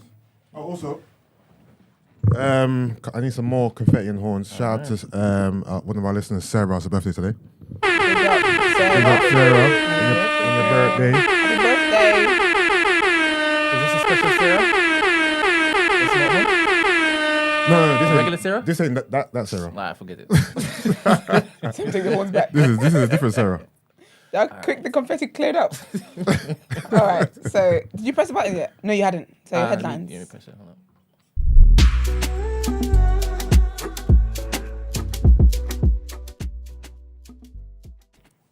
I saw Barbados and I just remembered my IT teacher, Mr. Johnson. I hope he's all right. Right. So, there's been a light earthquake felt in the several eastern Caribbean islands. Bridgetown in Barbados. Barbados, 2 earthquakes were felt in several countries in the Eastern Caribbean early Thursday. According to the Seismic Research Center at the University of the West Indies, UWI, in Barbados at 1:56 a.m. local time, a tremor with a magnitude of 3.5 was felt in sections of St. Kitts, Nevis, Antigua, and Barbuda and Guadeloupe. The earthquake had a depth of 10 kilometers. Meanwhile, another quake occurred a few minutes earlier. At 1:29 a.m., an earthquake was recorded near Barbados with a magnitude of 3.7. It was felt in Barbados, St. Vincent, and the Grenadines and St. Lucia. There were no reports of injuries or damages, which is good. Our next headline, the gigantic warehouse in Meridian Water will reopen as drum sheds this September, covering 608,000 square feet and with a capacity of up to 15,000 people. The industrial space will have a machine-made feel with tall ceilings and huge rooms. Run by Broadwick, the people who brought us Printworks, the Beams and Field Day Drum Sheds is pretty much guaranteed to have a banging lineup of DJ talent though the full programme is yet to be revealed. This is about Tottenham's massive old Ikea being turned into a super club, by the way. The former drum sheds, which was also in Meridian Water, closed down in January last year after a short-lived stint that was hampered by COVID-19. Simeon Aldred, Director of Strategy at Broadwick, said, Broadwick's mission has always been to build brands that deliver unrivaled live experiences that create real impact. We want drum sheds, like all the spaces we create, to be new centres of cultural gravity that provide the basis for human connection, a connection that people crave now more than ever. Now, last headline is China, and Chinese officials on Wednesday unveiled new details about their plans for a manned lunar mission as China attempts to become only the second nation to put citizens on the moon. There is an actual listener who's been arguing with me back and forth this week that America didn't go to the moon. Nobody can go to the moon. Name and shame them. But yet, no, it's a bit naughty. Okay, you tell me I'll do it. I know you would do it, but I'm not going to tell you the name. Okay. But I'm interested to see how it is that she finds this. Yeah. Because it's China also faking it in this day and age where everybody's looking at what they're doing. Yeah. But then she'll probably think this is fake anyway. Because she don't think anyone went to the moon in the first place. This is all a PR stunt. It's just people doing photo shoots again.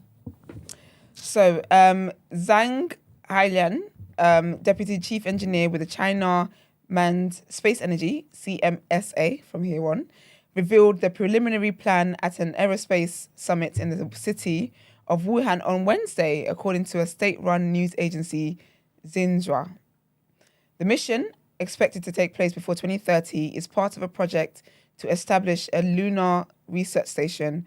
It will investigate how best to build the facility and carry out moon exploration tasks and other experiments, Zhang said. 2 launch vehicles will send a moon surface lander and manned spacecraft into lunar orbit before they dock with each other, according to state-run Global Times. After docking, the Chinese astronauts on board the spacecraft will enter the lander, which is used to descend to the moon's surface. While on the moon, they will collect samples, and this is how COVID happened.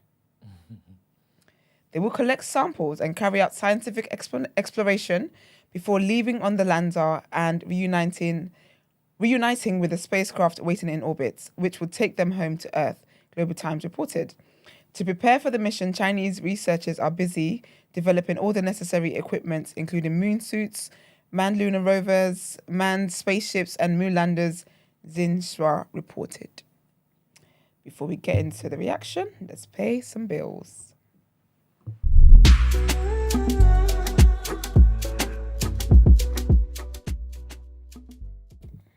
All right, guys, welcome to the reaction. Before we get into serious business, I want to do some women in sports quickly. Okay. If you guys don't mind. Can you girls give me your top 5 best looking athletes? It could be ever, it could be, What, men? currently. Yeah, Okay. Let's do men. Oh, okay. You know what I mean? Obviously, you can add your UFC hubby if you want to add him in there. Israel. Yes, we can add Israel in there. No, I don't think he's my top 5. He's an athlete that I So like. think about football, think about basketball, athletics. Basketball's where it's at for me, boy. You know what I mean? I don't know some of their names. I just know that I fancy them. Describe them and maybe I'll know who they are. Like maybe the team they play for, the sport, who they're associated with. I just see them in gifts. You see them in gifts? Yeah. Who's in the gift? There's a guy that when was it Madonna or was it Shakira? No, Madonna was singing the national anthem. You know that? Do you know that gif I'm talking about? Shakira was singing national anthem. Is it Shakira? No, it wasn't Shakira. It was Madonna. Yeah. And she was just doing a mess of it. No, wasn't that Fergie? Fergie. He's one of the white women. Oh, and they went through but those their players there. That was but there's one in particular Steph that Curry, I was just like, Draymond Green, Zaddy. I think Jason Tatum was on that gif as well. Is he light skin, dark skin? Dark skin. Draymond Green, maybe. Let's Google. What's his name? Draymond Green. Green, okay. Do you know about you? I'm not gonna lie. I don't know. You don't know about you? You watch yes, sports? I liked him. Yeah, him. Oh, you like Draymond Green? I do. Oh, I thought you'd be more like a Actually, no, is it Steve Kerr kind of girl. Who's Steve Kerr? Let me see. Brian, put Steve Kerr on the image on the screen. I just felt Kerr. I thought Steve Kerr would be more your. Stephen Curry. White guy. No, Steve Kerr. Oh, look at Oh, Kerr. Look at Steve Kerr. Are you sick? He definitely sounded Oibo, boy. Steve Kerr is more think it was. Esther's No, it's flavor. not. It's just Gareth Southgate. That's it. Yeah, it's Steve Kerr, babes. I don't know if it was Draymond. I think I must have seen Draymond in a different light. I do find basketball players like very attractive though. Yeah. Like I want to be a basketball wife. Do you know? I used to have a crush on Theo Walcott. Theo, prim and proper, A proper crush. astute. I like a wholesome man. Gentleman. I don't like bad boys. I like them No, wholesome. Theo and is great. like the goody two shoes, Yes. like blueprint. Those are the men that treat you right. That's my Russell Wilson. like Carlton. Cut. There you go. Those are the men that treat you the best. Yeah. Do you know about you? This is of all time. Anyone? I know, and I'm not gonna lie. Let's see You American. don't know any sports person? No, I'm just not like. Even you could add AJ in there. Andy Joshua. He's not my fave. I went for an AJ phase though. I Yeah. did go for a phase where I did really fancy him, so Yeah. I guess I can add him there. Okay. I don't know why I'm struggling so much. LeBron is. Actually, I think I'm more of a Kobe girl. Can I just give some props to Savannah James quickly? Savannah James. No, she's looking. She's so looking stylish. fine. That's it. Quickly.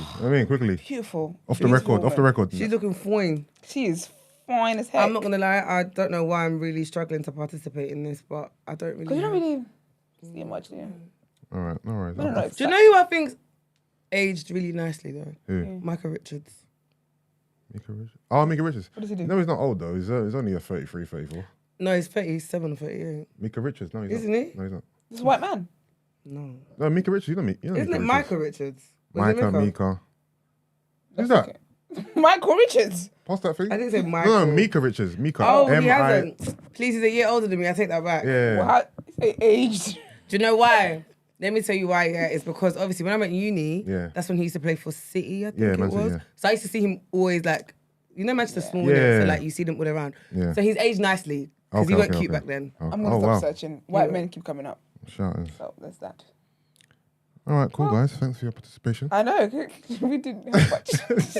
Sorry. It's all good. It's all good. We just see them. We don't know their names. It's all good. It's all good. All right. So yeah, it's not much. It's just the same Kane stuff. And Brent, what's your thoughts on? Well, to be fair, I think Henderson has agreed terms with the Saudi club. So it looks like he's on the brink. Apparently, He's going to be getting 700, and they're asking for Partey to receive just 400. I'm not sure. Maybe Henderson's got a great agent. I'm not sure. And because Henderson to me is not a star. He's not a star. He's not a household name.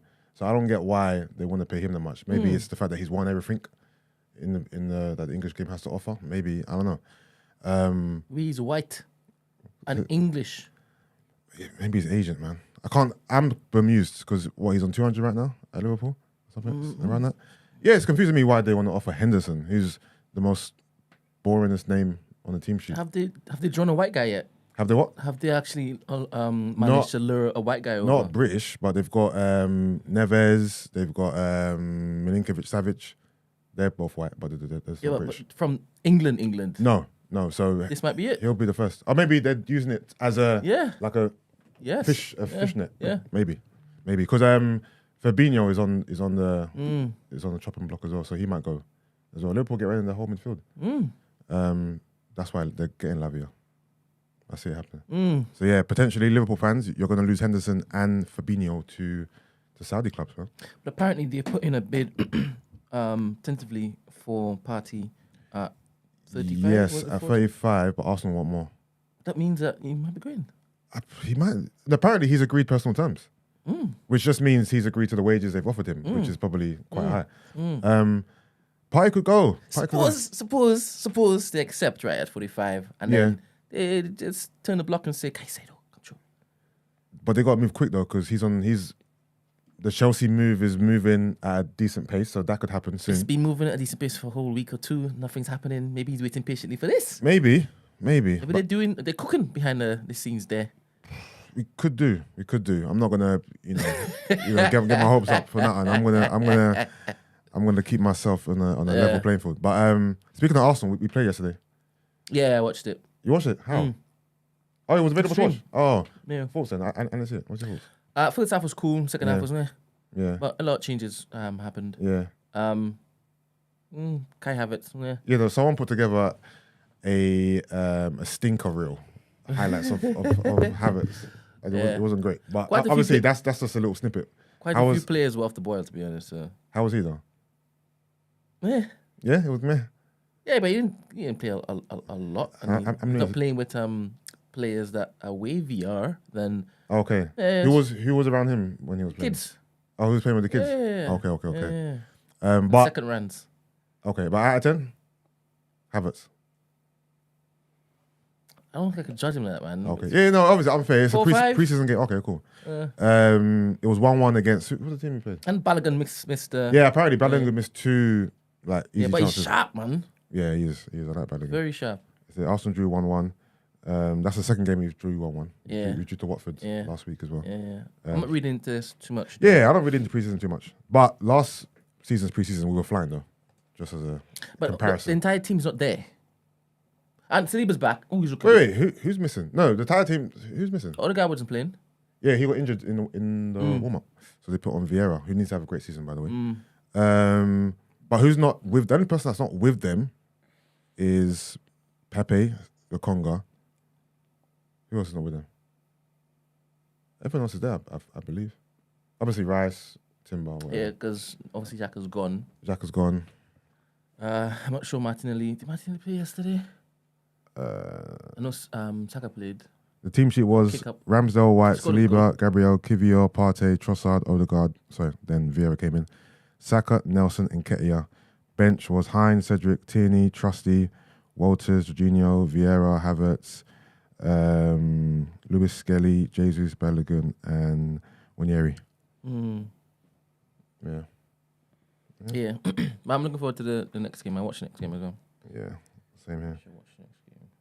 All right, and that is all the sports we have for you today. Let's get into the outro. Nice.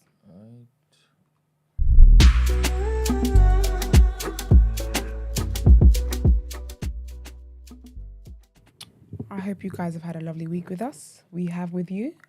Please like the video, subscribe to the channel, follow us on our social media platforms, The Day After TNB, on Instagram, Twitter, and TikTok. Reshare the videos, do all that great stuff. If you would like to send dilemmas in, and also this number to call when we're live on air, voice notes are welcome. The number is 075 6484 1073. And if you'd like to inquire about the show or feature on the show, our email address is thedayafter@thenewblack.com. Have a lovely weekend, and we'll see you on Monday. Peace, guys. See you Monday.